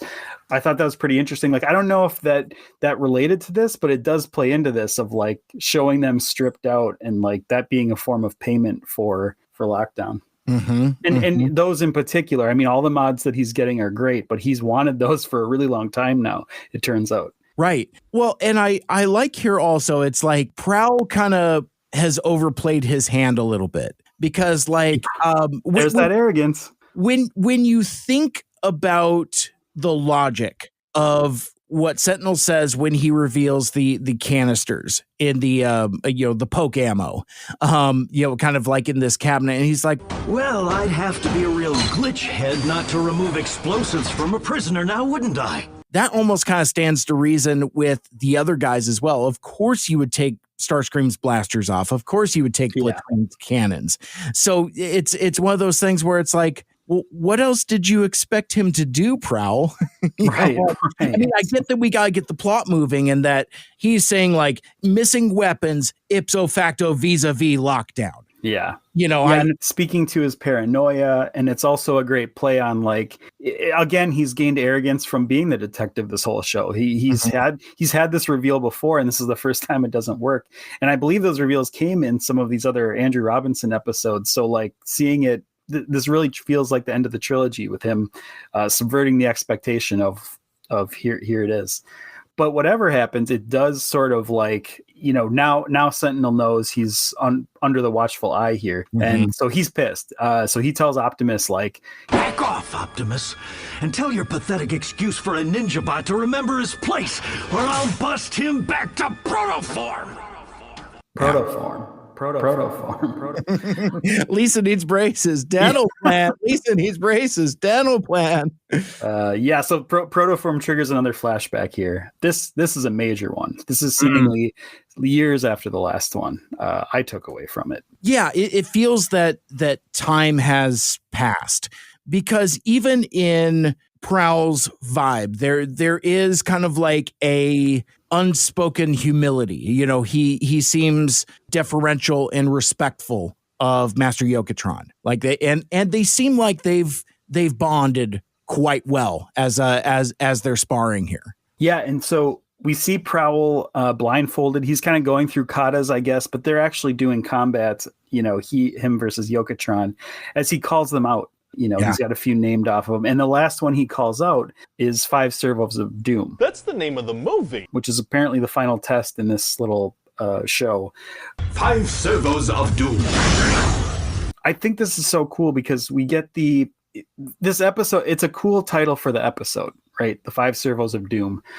You think there's going to be some big payoff of the move or something like that because it's the name of the episode. But I love the subtlety of it's just kind of one of the final lessons of this master, right? Like it's cool sounding, but he doesn't use it, in right. this episode. And there was part of me, because like, again, especially now that we're in season 3, I'm assuming anytime we see a guest character, this is the last time we're going to see them. So I don't know if this is the last time we see Lockdown or not, but it feels like it. But in a way, I was kind of expecting the conclusion of that dynamic to where it's the ending of Kill Bill, where like Prowl executes the 5 Servos of Doom and Lockdown takes like a couple steps and then like drops dead or something like that. That kind of thing, or is otherwise incapacitated, something like that, to where it's like Prowl is spending the entirety of the episode trying to master this technique. He tries it sometime earlier and fails or something like that. But like when all hope is lost and, Lockdown's got like his chainsaw against somebody's neck or something like that, that's when Prowl does it. And he's like, like actually works, that kind of thing. That's, I guess, kind of what I thought that this was going to be. Yeah. Well, and maybe I'm weird, but I just like that subversion of like, me too. You're like, oh, this is what it's going to be for sure. And in fact, the whole lesson of this is like, it's not the move, it's not the fight that's important. It's this lesson of processor over matter. It's this spirituality. It's this subtleness that really is what's hard to master. I just thought that was so cool. 100%. It must be a tough move to pull off. And it is so righteous when like, because it feels earned. Like at this point where Master Yoketron says like, okay, you have made great strides, Prowl. Because again, his jump jets are still gone. His holograph emitter is still gone. In fact, you see like his exposed shoulders. It's right. Like that, that kind of like Batman Beyond kind of, Bruce Timm exposed circuitry underneath like that remains throughout. But like when he hands him the box and you already know what's in it, but like, he's like, now you are a cyber ninja worthy of a weapon. And when it's revealed to be the shurikens, the gratitude that Prowl gives, like, I mean, kudos to Jeff Glenn Bennett here, because like his one of the things that I really appreciate about his vocal delivery is that like he gives Prowl gentleness. There's always like a his spirituality just kind of like is just very mild. Very mild mannered, that kind of like a badass at rest, that kind of thing. Thank you, Master. Right, which is huge, because Prowl's voice I'd almost classify as like snooty butler. Yes. But then also you have to you find these moments for like these emotional resonance. Mm-hmm. A lot being played there. And this scene is again another subversion here, because this is the moment we see him getting his shurikens, and I put it in all caps, like these are almost a character in themselves. This is the thing I wait for every episode, to when these shurikens pop out. Now we're seeing their origin story too. Tears are streaming down my face. Yeah.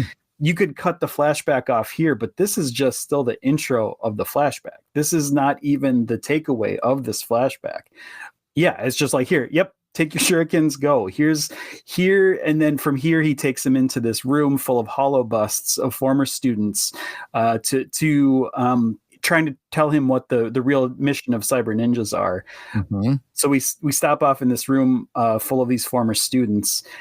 There's one space that's empty. It's a reminder of a fallen student that brought great shame on the cyber ninjas. And a sidebar here, let's talk about some of the busts. Now, sure. I did have to go to the wiki for this. This was not my keen eye picking out all these characters. It is also in the Allspark Almanac. They do a beautiful section talking about all these busts. But I'm just going to run through them really quick. Those that are clearly visible on screen are Springer, Skygary, Devcon, Diatlas, Heavy Load, Star Upper, and Road Handler. There's more than that, and they were later confirmed by Derek J. Wyatt to also include Ultra Magnus, Star Saber, Tap Out, Kickoff, Grandis, Motor M, Power Hug, and Road Rocket. Right. So there's that. Just doing the due diligence, right? We don't need to dive into each one of these. Sure, because like half of these are like made up people. I mean, like Sky Gary. Come on, Sky Gary. I mean, I saw that in the wiki. I'm just like, come on. A lot of these make sense. You know, it's like, you know, Diatlas and Star Saber, but there's like other like ones that's like Ultra Magnus has cyber ninja training. That's odd. It's like you don't. Yeah, this is exactly why I wanted to bring this up, actually, because interestingly enough, well, first of all, if Ultra Magnus is in fact a student, one of the star pupils of Yoketron, big if true, right? Huge. Right. This changes everything we know about him. It kind of recontextualizes him if that's true. But on the flip side, he's the only character not mentioned and not shown in the section in the Allspark Almanac, which we're supposed to take away as the Bible of this show. Right. He's not listed in this Hall of Students. This must have came from Derek J. Wyatt alone, not necessarily confirmed by the Almanac. Right. So what is it? What's the truth? Yeah, and it's interesting too, because like, you know, some things also kind of are just quirks of animation. I mean, it's like, you know, fans have been spending 40 years debating and arguing which one is Cyclonus and which one is, you know, is it Bombshell or is it Skywarp? And it turns out that it's neither, because it's not specified in any iteration of any script. It's what the animators decided to do. So that's why you have like this weird foreground background type of thing, because it's not specified. The animators just, it's like, okay, well, we're just going to animate this, not knowing that it was going to spark off 40 years of unresolved conflict. So I wonder like how much of this was specified in the instructions to the animators, or how much of it the animators just like, you know, we'll just make a face with some tines on it or something like that. And inclining Derek to be like, that's definitely Ultra Magnus, you know, that kind of thing. There's, I think with a creative project like this, that, like we said, you know, it has to deal with like writing and animation and and toys and all of that other stuff, there's going to be some stuff where not all parties kind of agree on it, that kind of thing. But before we kind of leave this Hall of Heroes, unaided by the wiki or any other resources, were you able to identify any of these busts? The one that stuck out to me was Springer, and also excited me a lot because Springer. I don't talk about Springer a lot, but Springer was one of my first time favorites way back in the day. I had a big Springer era. So I was excited to see that he came from the Cyber Ninja Guild. Well, and I had a interesting double triple experience with that as well. That was the one I identified as well. I mean, I certainly wasn't able to pull Check Snoke's Sky Gary out of a lineup there. I'm still not convinced that's a real character. But Sky Gary Busey. Hey, how's it going? I'll Sky Gary Busey. Utah. Give me 2. You guys got to get in there. Got to do processor over matter. You get out. Oh my God. But yeah, I mean, so I've seen pictures of what animated Springer looks like. He's got the big, thick, double chin type of thing, a real Rock Hudson looking dude. So in that bust, that looks like exactly what I've seen shared in other places, whether on social media or in fan art or whatever. But and having I have a weird relationship with spoilers for a 15-year-old show, but I know what animated Springer looks like, and only because of that was I able to identify that as Springer when I saw him. So, but yeah, I mean, especially since it's the leftmost one and seemingly what I would interpret to be the most prominent. Yeah, I'm that's definitely Springer. That was the only one I was able to identify, but I didn't really stop it and zoom it and frame by frame it. Also, instead opting to go to the wiki to learn about Sky Gary and Sky Gary, Star Upper, Star Downer, all of them. Yeah. It's these are so made up. Road Handler is like a Micromaster. He was a professional wrestler in the Marvel comics. It's that's not a ninja. Come on, just making stuff up.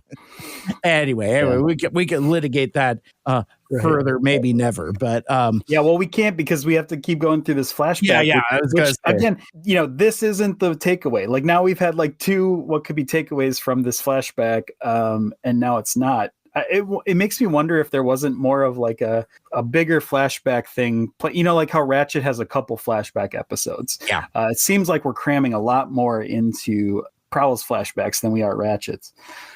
But Can I talk about one thing just briefly? I know I've totally sidetracked us, but this is just kind of like a mechanics of our show, kind of like a behind the scenes thing. One of the things that sometimes makes it into the final edit, but sometimes not, is that when we have flashback heavy episodes, I often get lost in the intercutting, whether it's flashbacks or cutting to other action going on. When you have 2 parallel subplots going on, I sometimes get lost in that.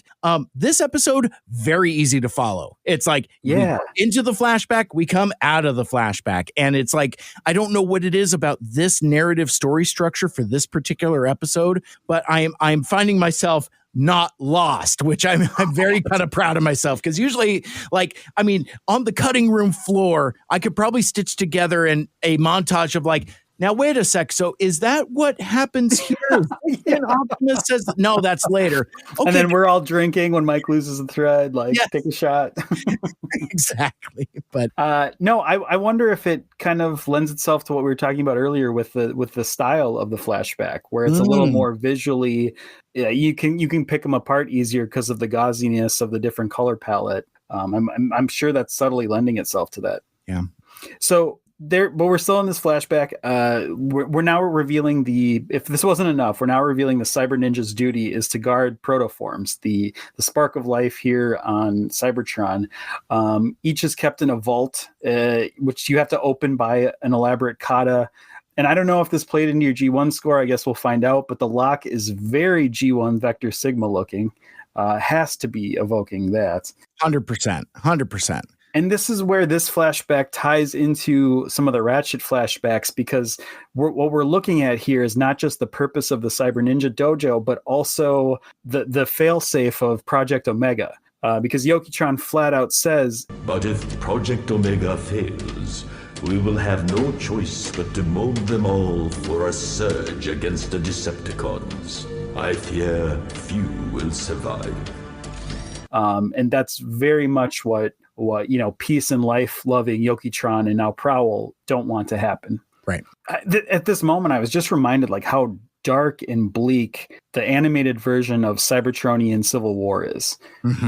It makes all other iterations of the Cybertronian Civil War seem very kiddie and just like black and white, good versus evil, we're fighting because fighting. This one is so much more nuanced and so much more just bleak is the only word that comes to mind. Yeah, because Yoketron basically in his thing to Prowl, he's like, yeah, these kids are just going straight in the meat grinder. It's like we're going to awaken all of these protoforms specifically to just throw into the war machine. Yeah. Sad. Probably not even give them personalities. It's like, yeah, we just wake them up, put a gun in their hand and say, go shoot those guys. And that's it. Like literal cannon fodder. Like, we talked about like what the drones in Transformers 1 are, it's like, are they Viacons? Are they something else? Do they have sparks? Do they have souls?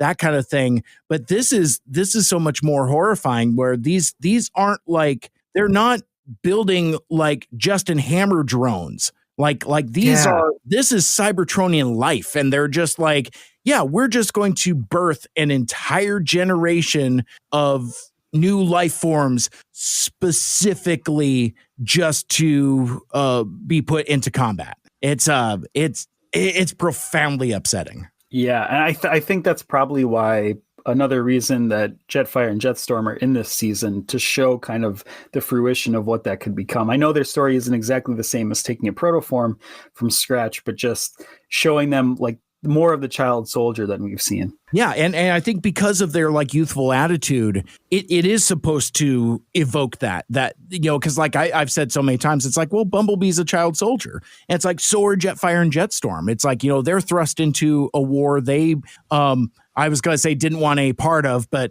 yeah, I mean, they kind of do now, but yeah, to your point, I mean, Bumblebee signed up for the elite guard. Right.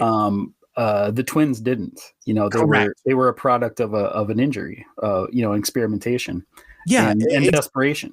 And actually, and to talk about the nuances, for Jetfire and Jetstorm, again, it's post-war time. They're it's all just zany. It's all just it's taking selfies in front of locked up Decepticons. Yeah, it's like what kind of like real actual combat have they had to deal with? Sure, they messed around with some Constructicons. It's like right. Some Earthbound Decepticons. Please, that kind of thing. Exactly, very much so. I mean, and it's reflected in their manner of speaking and their attitude. It's all very childish shenanigans for them. But we've spent so much of this session talking about the horrors of the Cybertronian Civil War. It reminds me of how Transformers Animated starts. Like it is a propaganda video, kind of like showing some like G1 type of stuff. And it's funny going back now, like, 36 something episodes and 35 episodes back and remembering that that's how this thing starts and refract that back through the lens of what we've learned now. We didn't know anything about Project Omega. We didn't know anything about like the actual war crimes that the Autobot government is responsible for. So yeah, we talked about that from a very light perspective, but like now it's just like it is actual literal propaganda.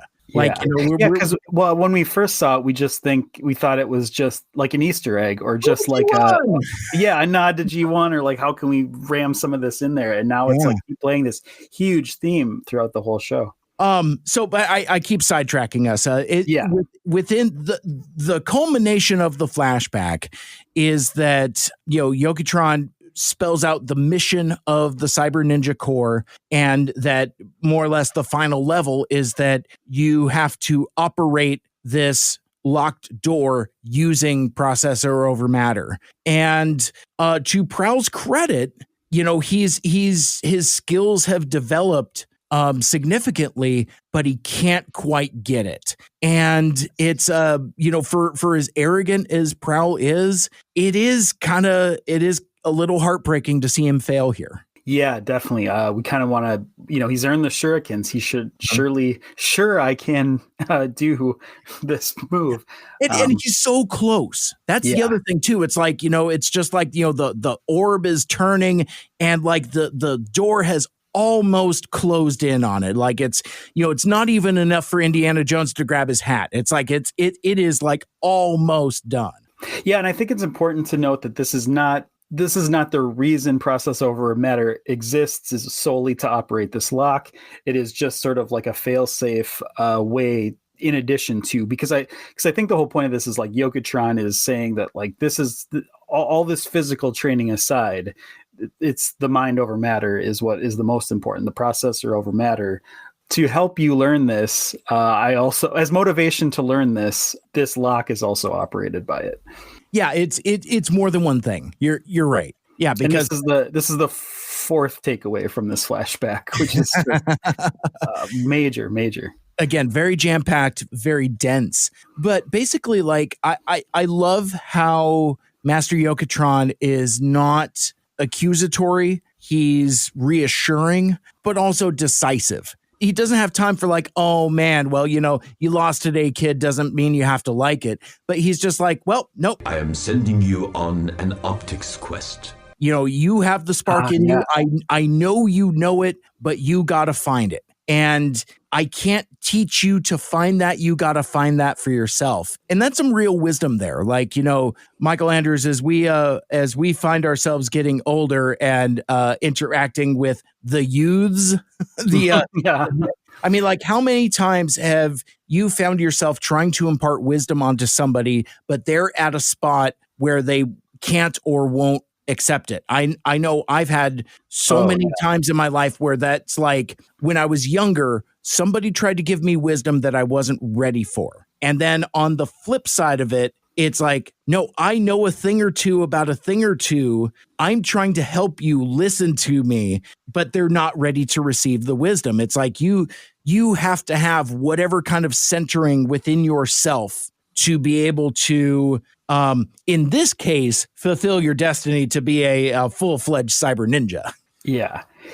I kind of had a similar but different experience there, because I sort of took like I've mentioned it before, like kind of a Joe job after college. I worked at an ice cream shop, just to kind of pay some bills, not using my degree at all. And I got paired, as a real high school job. I had high school kids coming in, or like really early college, and I was post college, and it made me feel so old. It made me feel like, oh, I can help you guys. I've gone through college and high school. I actually do have wisdom to impart. And looking back on it now, it's like almost, it was good advice I was giving. It almost always backfired because they weren't ready to hear it or ready to take it, or needed to make the mistake still, was the ultimate lesson. And it took me a long time to realize like, oh, that's not something we should be doing. That it really, no matter what, it was sort of that like time machine lesson of like, no matter what you do, they're going to go through with the mistake, and that's the only way they can learn. So yeah, this really resonated with me. Yeah, it's a canon event. It's like it has to happen. Yes, there's a fixed point in time. Right. Doctor Strange has looked through all of the iterations of it, and it happens in almost every universe. Speaking of Doctor Strange, I totally forgot to mention this when we first go into Master Yoketron's dojo. Am I out of whack for thinking that the designs of the windows are very Sanctum Sanctorum, Doctor Strange's place, with the loops and the bars and all that? I took it as very much Doctor Strange's house. I love that. That's one of my favorite sets in all of MCU. Is that house and that window. So yeah, I'm a big fan of that. Yeah, I can definitely see some of that. So the flashback is cut short. Basically, like Prowl is like, okay, bye. He leaves again, just getting out of conversations by just leaving. And let's just say now that could easily be the last flashback, or didn't you feel like that was it? We're done with flashbacks. We're back in present full time. Especially given what we know. We know that Prowl's cyber ninja training is incomplete. And it's like, oh, okay, yeah. So he goes on and maybe joins a space bridge crew shortly after that. Maybe he's still on his optics quest. Yeah. It's like he goes off to go find himself. And maybe that's a thing that pays off within this episode, is that actually it kind of does now that you think about it. But regardless, the events of the show is the optics quest that Master Yoketron was kind of setting him on. And I now that it's occurred to me, I can make that argument for that. That is exactly what happens. But as you said, though, it's like that's not exactly how it's presented in context. But more on that later. We're back on the Elite Guard ship, and Prowl is still keeping an eye on Sentinel. And I love this gag here too. It's the reprise of the hologram gag from earlier, and it's I could almost see Sentinel not knowing where stuff is and like starts futzing around with Prowl in hologram form. It's like, yeah, I can see that. But regardless, Sentinel takes this gyro stabilizer thing that this very much like the Rock looking thing where it's got like these beads in it. It's kind of the imagery I took from that. But basically, so Prowl is hiding in hologram form as a cabinet next to a cabinet. Great disguise, by the way. And at first I took them as stasis cuffs, but they're definitely not. They're these things later identified as gyro stabilizers. And that makes sense because that had to be Prowl renewed in his quest, seeing that he's taking a mod or a gadget. This is like, okay, who's going to use this? Like, who wants this? He puts him right back on the case. This I thought was really cool of Prowl. He notifies Jazz. Even though he does go after Sentinel alone, he's at least learned enough in all this time to contact your team and let them know what you're doing. He's not going to go off on his own, and pursues Sentinel to Tigertron Stadium. Tigertron Stadium. Love it, because not only is it a Beast Wars reference to my favorite Beast Wars character, also very fitting, right? Like, I guess I'm not up on my sports, but this is Detroit Tigers, right? That's their baseball team. Yep. Yeah, really smart. This version, it kind of makes sense that this version of Detroit, which is all into robotics and stuff and advancement, they have a Tigertron Stadium, or maybe it's the Detroit Tigertrons or something. Like, super smart little nod. Come on, Sal. The Tigers are playing 2 nights. I never miss a game. Yeah, I wonder if baseball in the far-flung future of 2157 looks like there was an old game for the Nintendo Entertainment System. It was like Cyber Stadium Base Wars, and it was basically like baseball with like robots. Fucking loved it. And basically what you do is you advance via combat. Like, obviously you have like a few different like classes of robots. You'd have like, ones with like, tank tread bottoms, but some have like guns, others have like swords. And so basically as you round the bases, you basically have to defeat the baseman. So it'd be it's like 4 bosses to get a home run kind of a thing. Yeah. It'd be like, like tank guy versus, or wait a second, maybe it was like they catch the ball and instead of you automatically being out, you have to like combat for it or something. I don't entirely remember the mechanics of it, but I'll have to post some screenshots of it. Yeah, I'm going to look that up and play. I have a large, maybe I shouldn't admit this. I have a large archive of, ROMs of Nintendo games, so I should be able to locate that one that you acquired incredibly legally. Yes, aggressively legally. I have a large collection of Nintendo games which I purchase each and every one of. There you go. That's what it is. But yeah, it's like Cyber Stadium Base Wars, I think is what it's called. But yeah, no, really fun gameplay, and so I would imagine that's the kind of sport that they play in Tigertron Stadium. Right. yeah, so we go to the titular Tigatron Stadium, and things are really cooking now. We basically find out everything. Yeah, it's this huge reveal. Sentinel's meeting with his business partner, which turns out to be Lockdown. Not just Lockdown, but Lockdown wearing Yoketron's helmet. I mean, could you slap Prowl in the face any harder with this information? Right. Like, the only thing it'd be worth is like his mom's there, like in a bikini or something. Yeah, right. This is just the ultimate. Yeah, we're in love. Yeah, right. I'm your dad now. Like, yeah, exactly. It's a real Four Christmases situation there. God.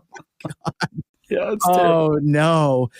But yeah, so like, a little bit of legislation here. One, something that I kind of again overlook. I don't know why Lockdown is specifically wearing the helmet other than to get into under Prowl's skin, but it doesn't seem that that's his agenda right away. Like, why at the beginning of the episode is he just walking around with it? Like, I could see it. Like, he's like, okay, well, I'm going to put this on and really, get in your head and, really fuck with you. But like, other than for the audience, because we've seen the flashbacks, it rang kind of odd to me, especially since we've seen this helmet before and that it's not had this level of significance. It would be, it's almost like when in, what is it? Like Thor, the Dark World or something like that, or maybe in Thor, the first, like, the Infinity Gauntlet is just like straight in like Odin's treasure room or something like that.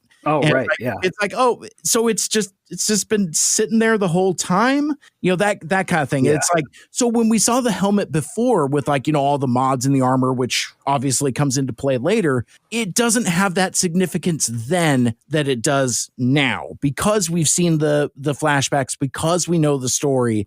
Now it's really loaded with all of this this angst. Again, I choose to overlook it, but it did kind of make me itch a little bit. Sure, but I do think this helmet that he's seeing, it is different from the classic Samurai Prowl helmet from the previous episodes. It is very similar, but it is different. I missed that entirely. So as far as I can tell, I'm looking at the animation side by sides here, but this is like a similar but different situation. So this is a new helmet, very, very close to the other one. Oh, see, I got caught not doing my own research. Then I guess I need to holster those guns, because I was just like, it's like Prowl is running around in the helmet in a Fistful of Energon, and I'm just like, well, but why doesn't it make that much of a difference to him? But to be fair, I mean, I had the same thought too, and everything was tracking, and I just like literally saying that made me check it out. But yeah, it does appear to be a different helmet, so that would explain that he didn't know it. The other like defense I would have of it is like, if it is the same animation, like maybe in universe it isn't the same helmet. Like maybe if it was like live action, there'd be some sort of notch or like inscription or something that you'd know it's a replica or something like that. There's some reason, either way, there's some difference that Prowl knows this is the real one versus anything he's seen prior to this. And Lockdown's wearing it. So, and why he's wearing it, I guess we find out later that, he's modded it, getting ahead of it. So it is, yes.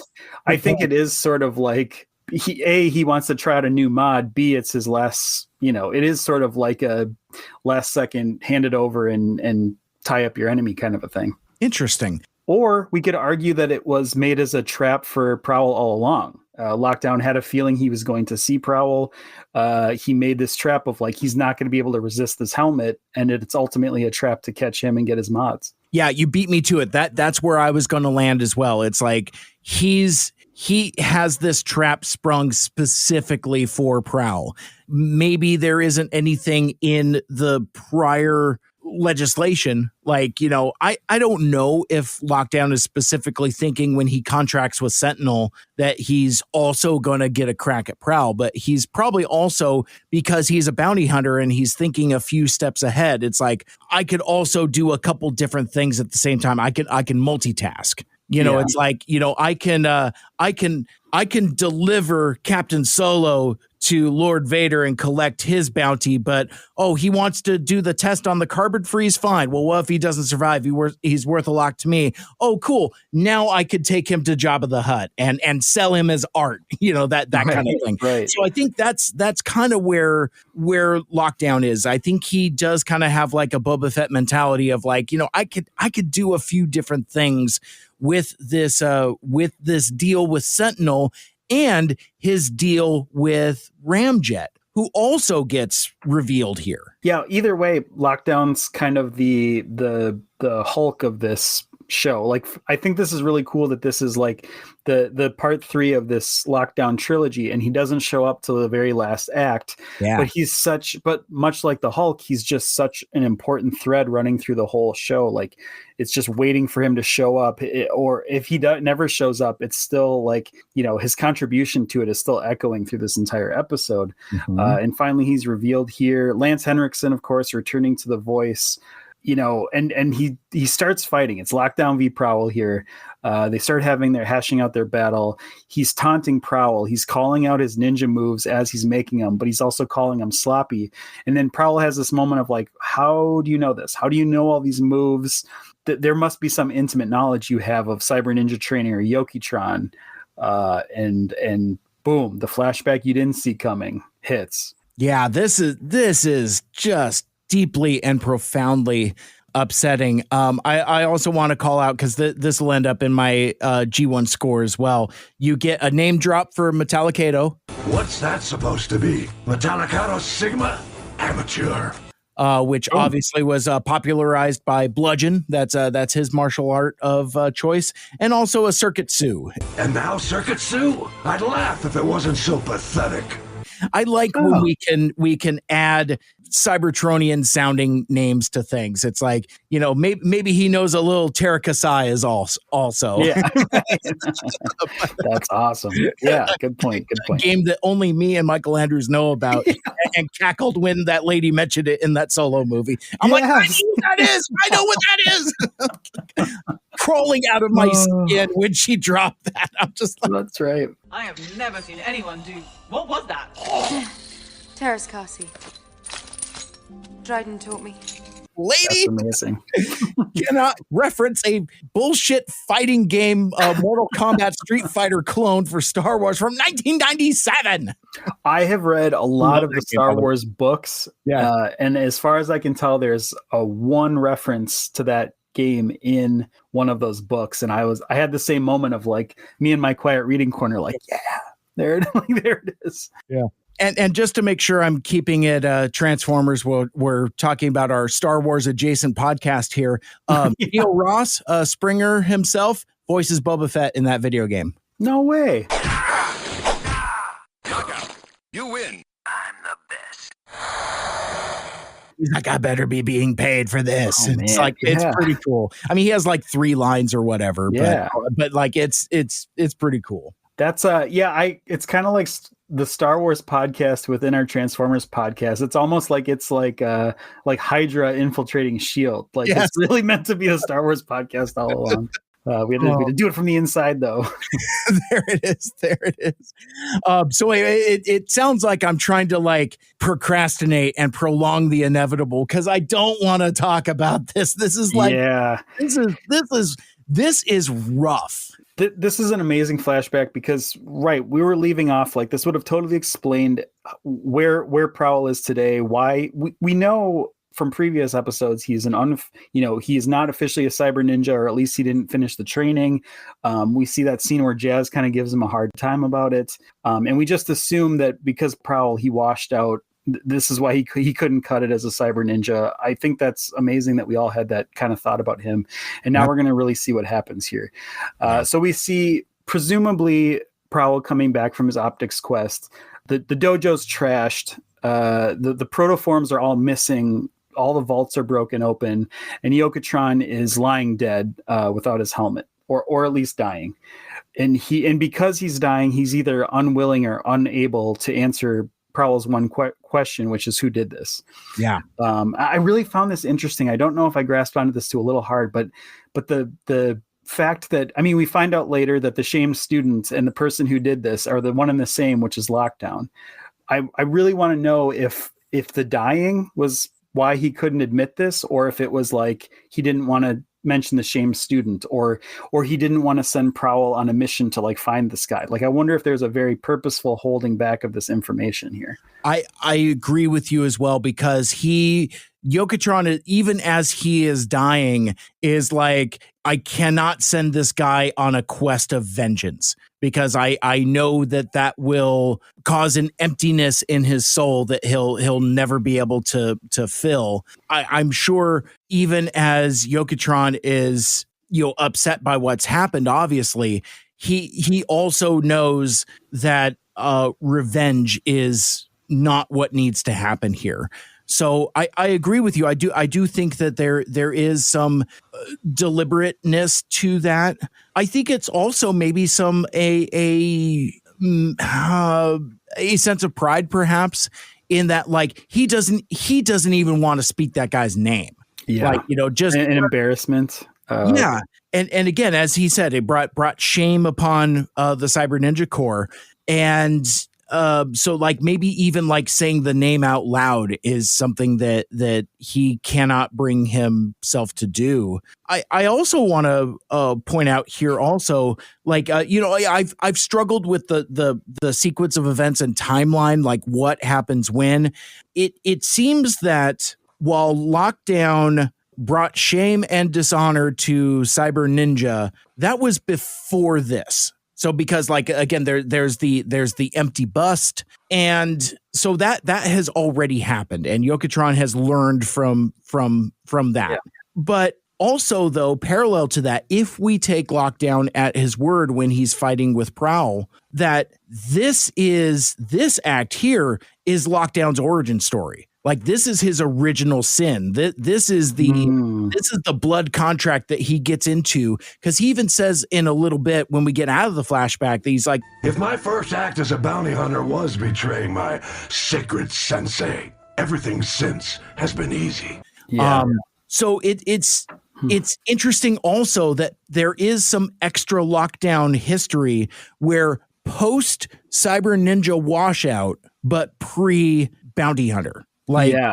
I wonder if there's like a tale of like young Lockdown running around with like two hands or something like that. Right. And the way it's worded, it almost implies that it could not be part of a job at all, or just it could still be just out of like revenge or look at me now, Dad, kind of a thing. Maybe he didn't have a paying gig come out of it at all. Oh my God. Yeah. Yeah, absolutely. Absolutely. So, but regardless, first of all, let me throw another one at you too. There is part of me that was wondering conspiratorially if it was a paid gig, was it some sort of fallout between Yoketron and the High Council where he wouldn't turn over the protoforms, and it actually the High Council hired Lockdown to take him from him. This is probably not the first time that Lockdown has been employed by the Autobot High Council or the Elite Guard or the government.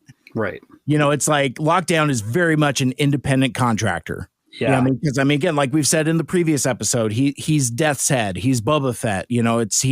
He goes where the money is. Right.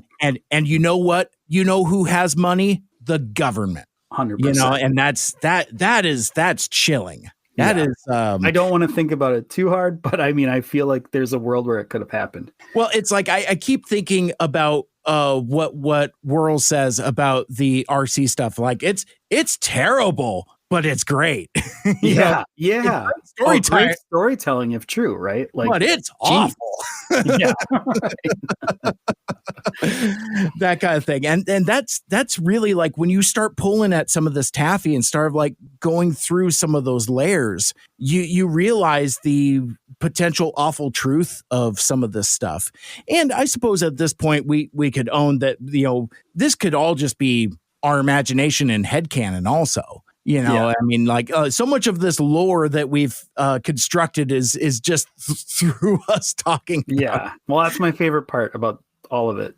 Yeah, it would be one of those things like you talking to like Marty Isenberg at TFCon or something like that, and it's like, oh yeah, and like how the taking of the protoforms from Yoketron's dojo was an inside job, and the Autobot High Council paid off Lockdown to do and he'd be like, I'm sorry, sir, this is a Wendy's. Yeah. You want me to sign something for you or what? It's like, I don't know what you're talking about. Yeah. Well, I mean, I'm a big believer of kill the author in some of this stuff, and not even because we know the subconscious exists, we can't even trust that the reasoning an author or a writer did something is, conscious. It might have just come out of something they thought, or like a backstory they had written in the back of their mind that they didn't even bring to the front. We have to do that. That's what we're here to do. Absolutely. And it's fun to talk about. It is. Yeah, absolutely. But what's not fun to talk about? Either way, Yoketron dies without telling Prowl the name of who did it, and even more important to Prowl, without finishing his training. So in this moment of everything's happening so fast all at once, he's trying to comprehend. The two things that are ramming in is he doesn't know who did this, and you'll never get to finish my training. I love you. I need you. In this moment, he's not really thinking. He just finds one of the last remaining protoforms, takes Yoketron's spark before it presumably floats off into the other, and puts it in one of these protoform bodies, and then it instantly reforms into like this younger version of Yoketron, which I think we're all feeling right now, like how great that would be. Like I think that's every adult's dream, if we could just do that with our own souls and minds and everything. But actually Yoketron doesn't want it. It is huge and blasphemous and a mistake. And even as Prowl tries to explain what he did, Yoketron's first words are like, Prowl, what have you done? And this great line comes out. This is where I was alluding to, like, it was hard not to think about present day, but he says, you must not sacrifice a piece of the future to bring back the past.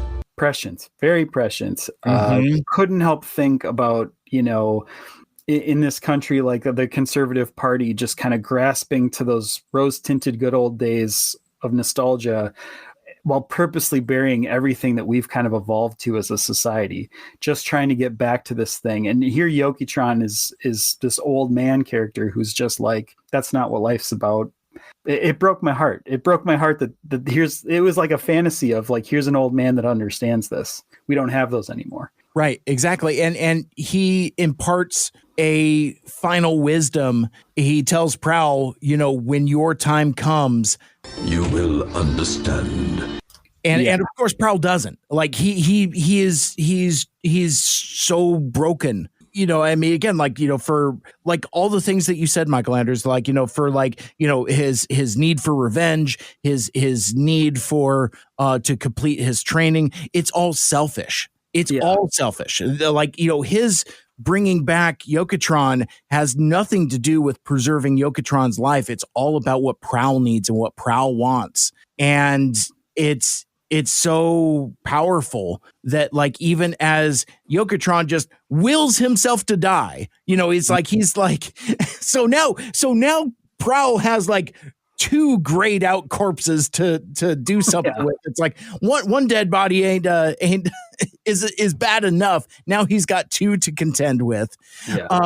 But basically, like, that's his thing. Like, Prowl is confused and upset and can't reconcile with what has happened. Like, he, in his young adolescent, early young adult brain, can't comprehend that, like, well, I'm saving you. Well, it's to be fair, I mean, yes, I do agree with all that this is all culminating in it is a bit of a selfish move, but at the same time, Prowl's whole life has been training for this moment.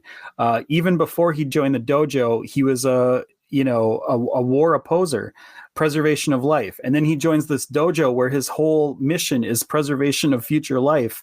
When he puts, Yoketron's spark into a new protoform, there's just this sense of like, well, yeah, I want this guy to be alive, so it's not entirely selfish. I believe I do think this this is just what he's supposed to do. This is what he's been trained to do this whole time. Yeah. And I think the biggest twist of all is that Yoketron isn't grateful for it.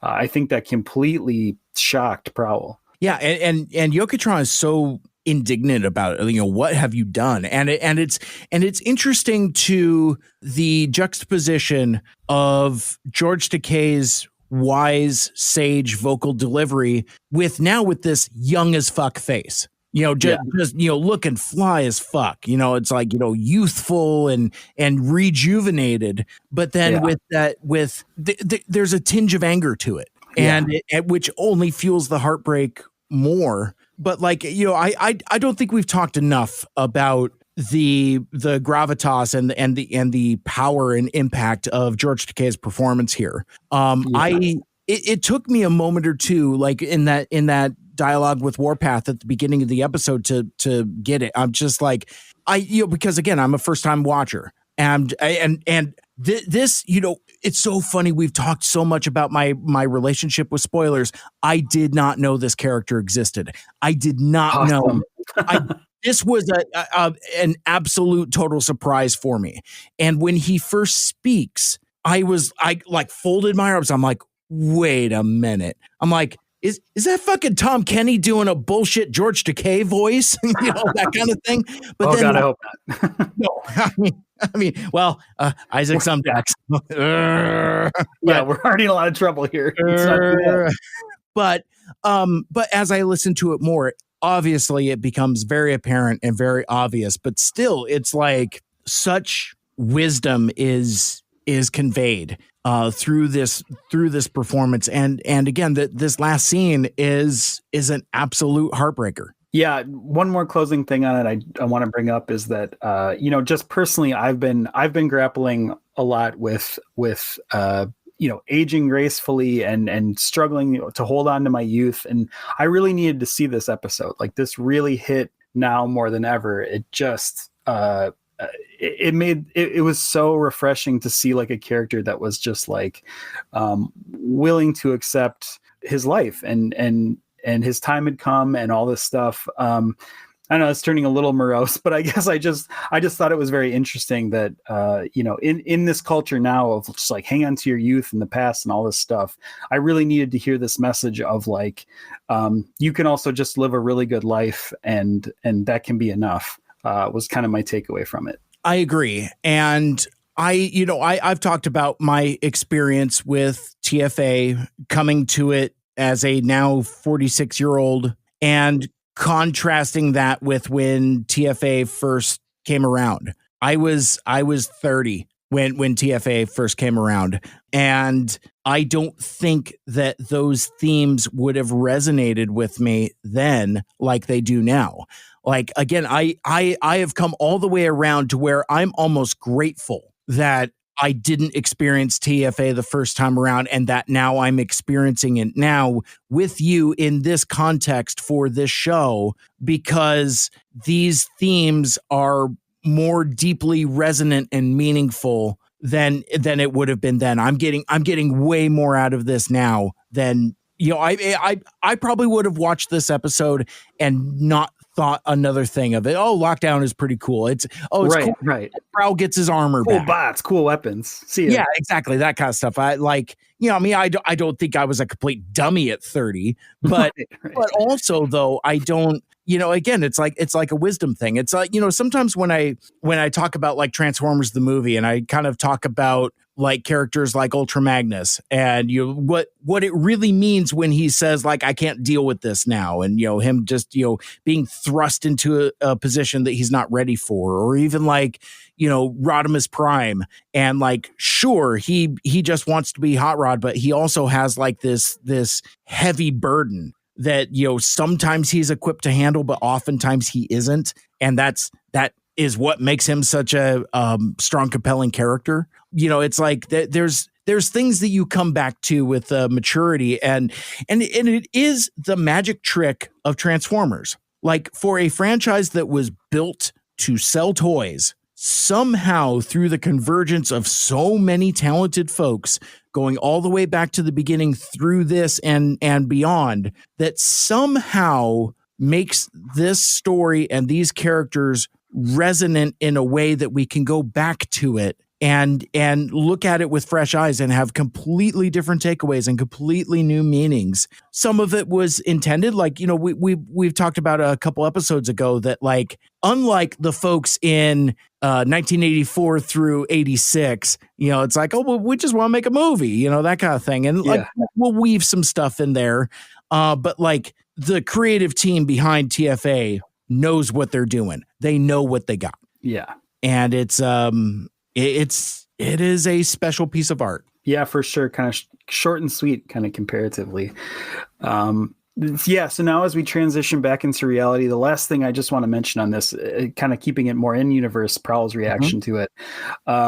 This was such a huge flashback because yes, Prowl is a washout like the others. Yes, he belongs with this ragtag group of Autobots, but no, he was not a failure in his training. He just can never be a cyber ninja. He can never finish his training because the master died. Right. What a huge chip on his shoulder. And now everything that we know about Prowl makes sense, right? Like he already had these building blocks of arrogance and the cockiness, but now he's never going to be able to be the thing that he thought he could be. Right. What a stack of building blocks for this character. Unbelievable. Absolutely. And two more things to touch on as we exit this final flashback.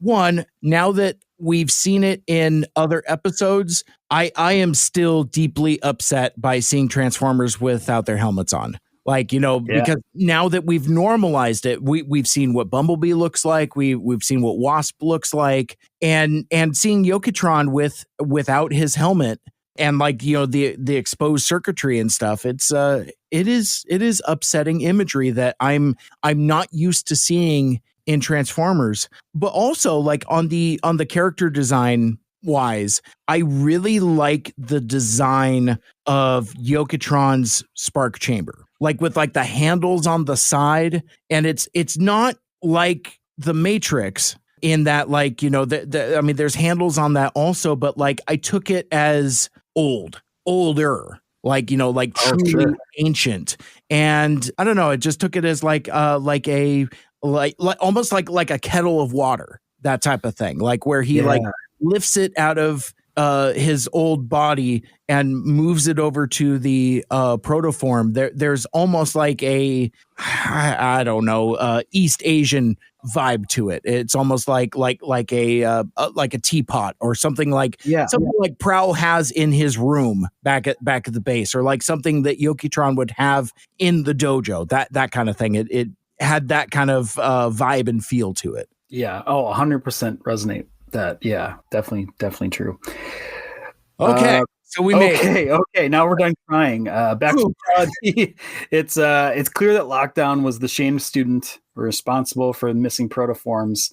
So meanwhile, while Sentinel battles Ramjet, the twins show up to help their dad. They burst in the scene. They combine to form Safeguard. They have this cool new like air tunnel funnel, which now I'm understanding is the combination of like the fire and the turbine abilities of both of them. That's so cool. That's pretty cool.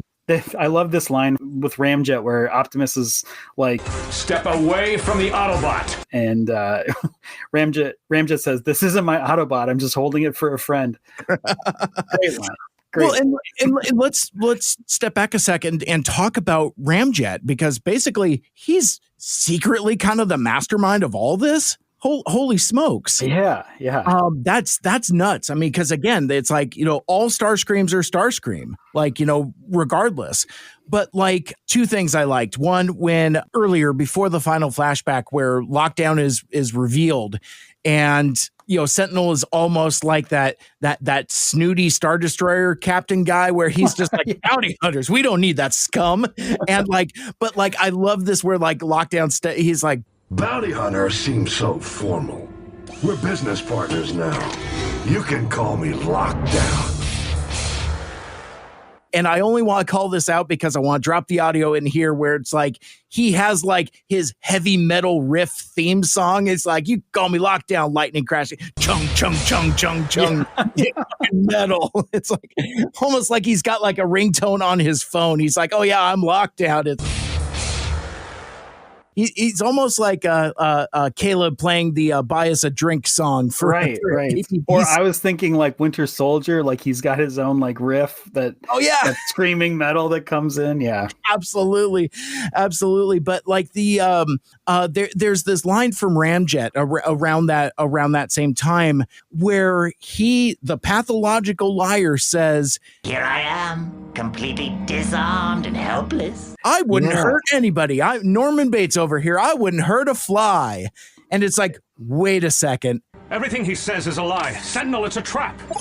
And then, of course, we see it. He slips the stasis cuffs and we're off to it. But yeah, okay, that makes sense, actually, because this was that moment where that tipped off Prowl that he's the liar, or like Prowl was like, oh, this is the lying one. And it's like, well, why didn't everybody else know that they're Starscream clones, I guess? Or why'd you assume that was Starscream when you found him in the alley?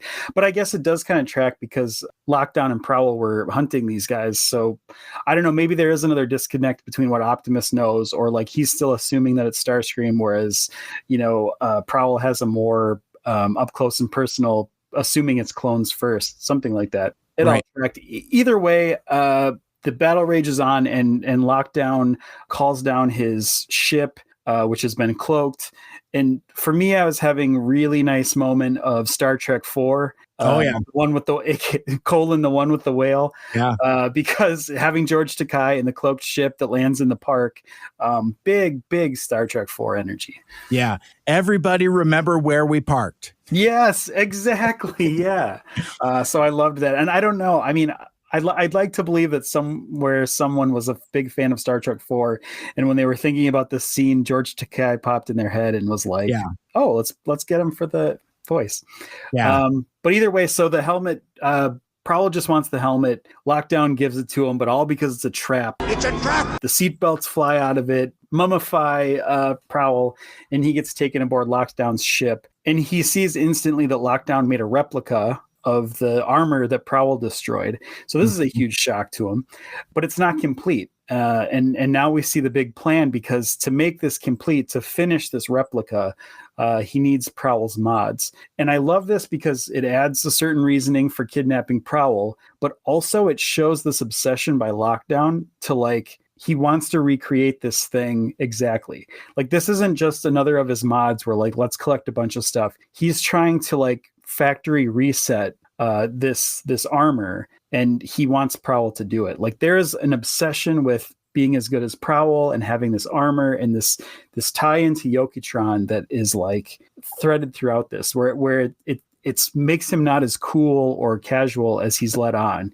He clearly has a hang up about this armor and everything that happened. Is the implication is that Lockdown wants to don this armor himself after he's taken like Prowl's jump jets and his hollow emitter and as you said, complete the set. So imagine that, where it's and maybe that's part of the reason why Lockdown's running around with the helmet. Maybe that is a new thing that happened after their last encounter, and that obsession started like you kind of laid the groundwork for. But like, well, I think that's why he had the armor. I think this was a project that he's been hanging on to for a long time, and then he let Prowl have it and loaned it to him, and then Prowl just destroyed it. And it's like, well, I put my life's work into creating that. Right. I want to see that character design where it's, we've seen Samurai Prowl, but like I want to see Samurai Lockdown, where he's got like the sidecar and the jump jets and the helmet and all of that, just to see how that would look. Cause that sounds pretty badass. Like it would have like a symmetry to it because it's all, black and gold, Prowl's colors, but also still like with Lockdown's kind of like, hodgepodge mods that he's done to himself. And I love the implication that he's sort of that he's heard of Prowl. He knows he was Yoketron's last student, possibly best student. He's become obsessed with him over the years. He designs this armor that he becomes obsessed with, and he subconsciously makes it Prowl colored. Yeah. I just love this idea that there might be this secret thread to Lockdown that's an obsession with Prowl. Either way, we see Prowl on his operating table, whatever you want to call it, and he's all wrapped up, but he starts to hum. He starts to channel processor over matter, and it's a really nice, subtle little note where like the first thread of the bandage kind of falls off the table and drifts down. Like there's something really artistic about that, and it's just the implication that we know it's happening. Processor over matter. It is a cyber ninja, not the weapon. We do a smash cut to see that they're still fighting in the park. They're still fighting against Ramjet. And we come back to the ship. Prowl's free. I love this scene. He's sitting cross-legged. He's wearing the armor. How'd you get out? And there's this tiny little smirk, right? Like it's the only thing in the entire frame of animation that changes. There's this little smirk on Prowl. Yeah. I fucking love it. It's great. And it's great. Lockdown knows that he's mastered. I mean, there's his answer. He's mastered processor over matter. Processor over matter, huh? Nice. So they tussle out of the ship and into the stadium. So now they've joined the outside fight. Safeguard's out there doing the Lord's work against Ramjet. Jazz and Optimus, lift this scoreboard out and they drop it on Ramy. But Prowl and Lockdown sort of like fight into the landing zone of this scoreboard. Really touching moment here where Optimus calls out to Prowl to warn him, but it's too late. The scoreboard falls on them. And then this is the scene we were talking about at the beginning. When the dust clears, the rocks are sort of circling around them, kind of Rey Skywalker style. Yeah. And Jazz, I don't know if I love this line, but he goes, "Whoa, bro.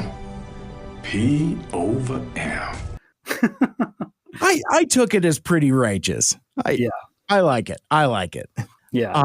Because Jazz has kind of had this relationship with Prowl where he's like, oh, hey, you got some cool moves, kid, but you're not a cyber ninja. I'm more of a cyber ninja than you are, that type of thing. So I took it as like Jazz needs to be the character that does this because he understands this mysticism of like what processor over matter really means, as opposed to like Bumblebee, who's always flipping him shit about it. That kind of thing. And, it's like, oh, well, it's this thing he uses to pick locks occasionally and is occasionally successful. That kind of thing. And especially like in the post-credit scene, which we'll get in a sec, like it needs to be Jazz because he recognizes it and he understands the significance of what Prowl is doing. But as I said up top, to just kind of bookend it, I love this for Prowl. Because like I feel now that we've discussed this for over 2 hours, I feel like this is the culmination of his optics quest. He has successfully done his optics quest, and he is now Cyber Ninja. Yes. And his reward is that he keeps the armor, as we see later in the finale of this episode. I like this too, I guess, because I think this adds a little context to Jazz's mastery of processor over matter, and I think it's the equivalent how I am with parallel parking. I was able to successfully do it for my driver's test. I cannot do it anymore, and I don't even try. Like maybe this chip on his shoulder was or like maybe this sort of like feeling like he was better off than Prowl was coming from that he was able to do it and Prowl never finished his training. But now Prowl is showing a level of mastery of this technique that Jazz like maybe just did one time to get his Cyber Ninja card. Yeah. I kind of took it that way as well. I think processor over matter is a technique that is seldom used. Not unlike parallel parking, but yeah, whereas, we've joked about people using their skills and making it their personality. I don't remember which episode is the first instance of processor over matter, but I remember you asked me about it. It's like, what do you think about this? I'm like, I don't know. It just seems like he's trying to like pick locks or something like that. And you're like, cool, hang on to that. And I feel like after 2 years, we've come to the spot to where now you can ask and say, okay, hey, Mike Seibert, do you understand why processor over matter is something that's like deeply personal and important to me, Michael Andrews, that kind of thing. Yeah. And you can, and I hope you do. So yes, short answer. So anyways, this all comes to the fruition. Lockdown, of course, gets away. But they at least nab their perp. They get ramjet. Yep. They're on board the Elite Guard ship. Apparently, the communication stuff has been repaired by the dum-dums. Communications are okie for dokie. They're about to contact Cliffjumper.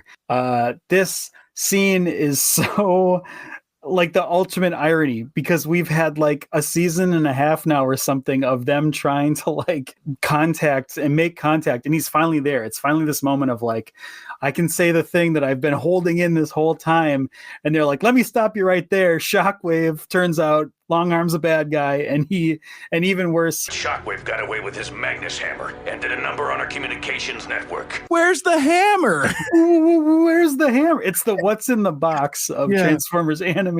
Where's your hammer? Chuck Dave made off with the hammer. Where did it go? But I mean, oh my gosh, did you just feel this moment, like the irony of this moment of like, let me stop you right there. I have a huge revelation for you. Optimus has to be like, fuck. This has been my whole thing. I've been trying to tell you this. It is so deflating too, because like even Agent Cliffjumper, voiced again by David Kaye, by the way, uncredited this time around. The Cliffjumper voices shrug fine. I don't know. It's kind of, I kind of view it the same way as the Ironhide voice. It's kind of like, it's something that's, we're not doing Casey Kasem, we're not doing Peter Cullen, but we're doing something different, and it's shrug fine. I don't really have much more commentary other than that, because like I don't think we've really talked about it, but I love how after it's deflated, he's just like, oh yeah, so you had a thing too, right? It's like I had this letter of resignation. I guess I'm just going to put that back in my pocket and save that for a different day, I guess. Oh man. But I like this because, like, you know, it's like, oh yeah, but sure, that sounds really awful and bad, but we caught a buttload of Decepticons. First good news we've had in solar cycles. Who's the hero bot? And it's like, our Cyber Ninja did it, and Sentinel is just squirming this entire time. I love it. It's pretty great. Yeah, but also it also somehow weirdly is Optimus like covering for him, so that works out pretty well. Yeah. So they're at a tentative truce again now for a minute. I think it's also important that it was Cliffjumper that appeared on this call, because it kind of freed him up, because there was an implication when we last saw him that he was kind of buddy with Shockwave. When he gets handed the Blur Cube, how many times a day, like he's his right-hand man. Is he another guy on the inside? So I think this absolves him of anything like that. Right. I'm glad they showed him that. I'm glad he's on our side. Yeah, exactly. And it's interesting because, like, you know, Cliffjumper is just kind of like, oh, hey, that's really good news. But we've got bigger stuff going on here. Sentinel, you need to come back to Cybertron. And I think it's interesting. So is it, well, I don't know. Is it what is the line of succession here? Like, is Agent Cliffjumper giving orders on behalf of the High Council? Because, I mean, he's Elite Guard. I mean, he's an agent, but he's Agent Cliffjumper. He's not like Cliffjumper Prime or anything like that. It's like Oh yeah, that's true. I wonder. I mean, it could just be, hey, our head got cut off. We're all just wearing different hats here because the hammer's missing. Yeah.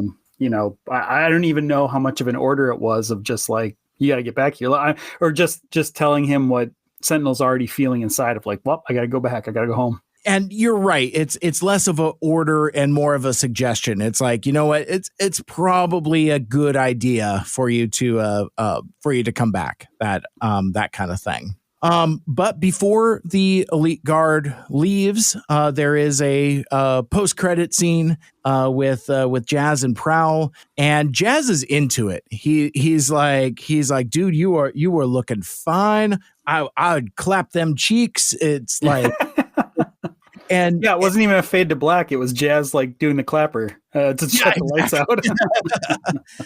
But he and again, like I said earlier, it needs to be Jazz that says all of this because he is studied under Master Yoketron. He understands. So when he tells him he looks great, especially Yoketron's helmet, you believe it. And he's real gentle here. It's a very tender moment where he's like, he'd be proud to have you wear it. Yeah. It's a really cool moment between them. And it's said a couple different times, a couple different ways, where one with the confrontation with Lockdown, but also here with Jazz, Prowl's like, I'm ready. I can handle this armor and the mods and the responsibility that comes with it. Like I am ready to be a cyber ninja. Yes. He is a different guy from this point forward. Yeah, absolutely. That's it. We did it. That's it. That is the end of the episode. So as we get ready to get out of here, let's see what's going on with Mike's G1 score. Yeah. And this one was I had initially scored it kind of low, but then even as we were discussing here, I kept ticking points. And I mean, so like at the end of it, I'm gonna give this guy a 7.1. It's oh wow, it's high. It was, I mean, like initially I was in like the 3s because I'm like, do I want to award points per bust? That kind of thing. Right. That kind of thing. Yeah. But like you got the Vector Sigma stuff. You got Warpath in there. Yeah.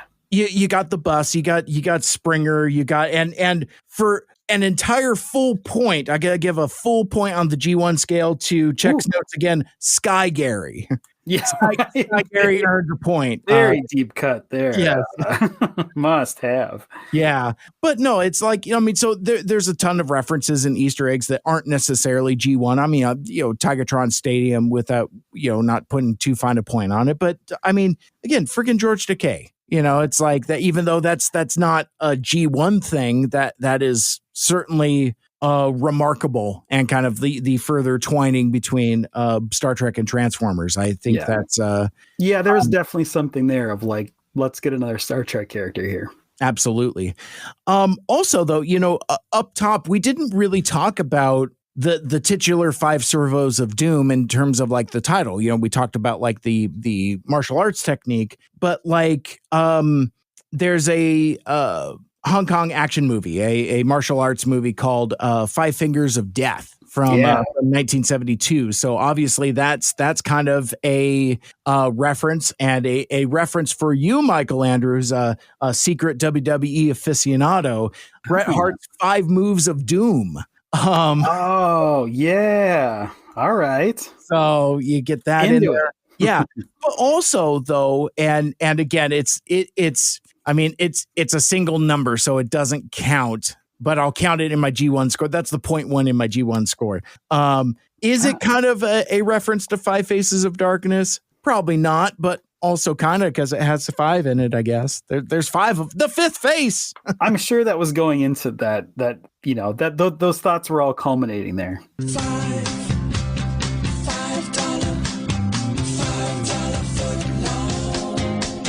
Yeah.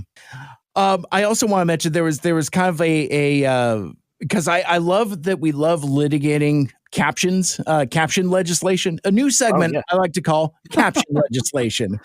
So we talked about how the Shuck Dave of all of it, and then you got Chugway for Shockwave. Right. There was one of those, and I watched on YouTube. Oh, by the way, breaking news, newsflash. I probably should have mentioned this like a month ago, but like, and now it's been like 3 months in like actual time, podcast time. But Transformers Animated is on YouTube through the Transformers official channel, free and clear, all legit, with captions. So that's what I watched this episode on.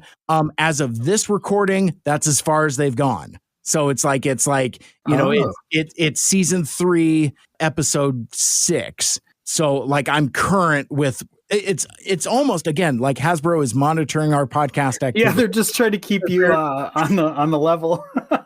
But caption legislation, when Prowl and Lockdown are talking about the martial arts, and Lockdown references Metallicato Sigma, in the captions it says Metallic Arrow Sigma.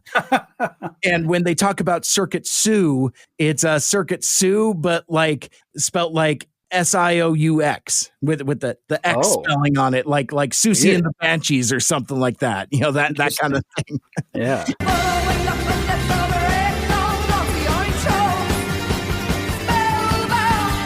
And they reference it a couple times, so it's like it comes up as Circuit Sue. That one kind of cracked me up. And that is our new segment, caption legislation. Da da da da da. And TFG1 Mike unsubscribes. Yes. No more legislation. He's just, anytime there's any litigation of any kind, I would imagine the TFG1 Mike is just slowly repressing his rage to ultimately become the Red Hulk. He's just like, legislation. Yes, and legislation is our gamma tablet that we've been feeding him over the course of 2 years. That's actually kind of true, because just flip. just a little dose in each episode. Little dose. Harrison Ford is phenomenal in that, though. Like you forget that dude can turn on the jets when he needs to. It's like in these latter day Harrison Ford performances, it's like it's mostly sleepy and he's mostly napping through Captain America: Brave New World. But like those couple times where he turns it on and reminds you that he's Harrison fucking Ford. Yeah, like there's a little bit of that Force Awakens. There's a little bit of that in Dial of Destiny. It's like there's, I mean, you can count them on one hand, but like those moments where it's like, oh, okay, and very rare that he plays the villain. Yes, like the second time in his career or something like that. Mm-hmm. So before we part ways for now, it's sad, because that means our time is nearing an end, but we must make our way across the room and turn down the lights. It is time for Ichabod Drift's favorite segment of the show. It's time for the Michael Andrews preview haiku, a pre-coup, if you will, preview of our next episode. Here we go. All the bugs are back. The war turns a shade beastly. Spider Mommy 3. What? I just put it out there. Oh man, don't make me start. It could mean anything. We don't know. It could mean anything. Oh no. It's a very vague, general double entendre here. We have no idea what it could mean. The second entendre. I found it. Oh my gosh. Well, that is magnificent. Hey, Michael Andrews. Thanks for being my buddy. I appreciate you. Want to be a part of the show? Send us an email, 2mikes2furious@gmail.com. You can also comment on episodes on Spotify and on YouTube. Follow us on Blue Sky individually at Mike Seibert Radio and at Michael Andrews, respectively, and follow the podcast on Twitter, Facebook, and Instagram at 2mikes2furious. You are Mike. You are Mike. You are Mike. Mike. Mike. Mike. So many Mike. So many Mike. So many Mike. So many Mike.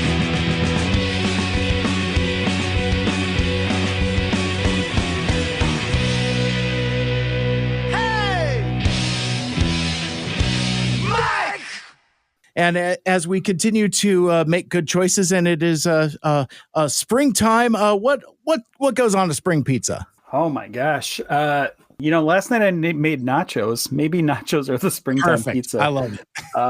But yeah, that's that. I mean, yeah, something light like a pineapple, I think, is what we need for.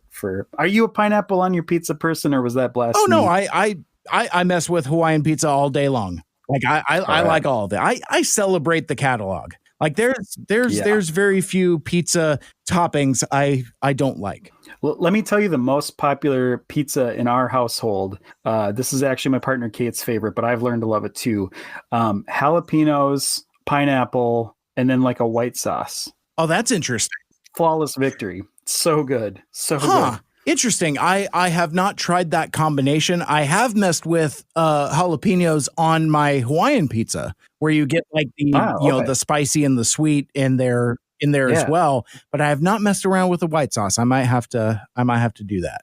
Cools everything down. There you go. I like it. Like a warm milky. Yeah. Shoot Optimus fire hose all over the crust. I don't know. Let's wrap this up. What have I done? Cue the Linkin Park.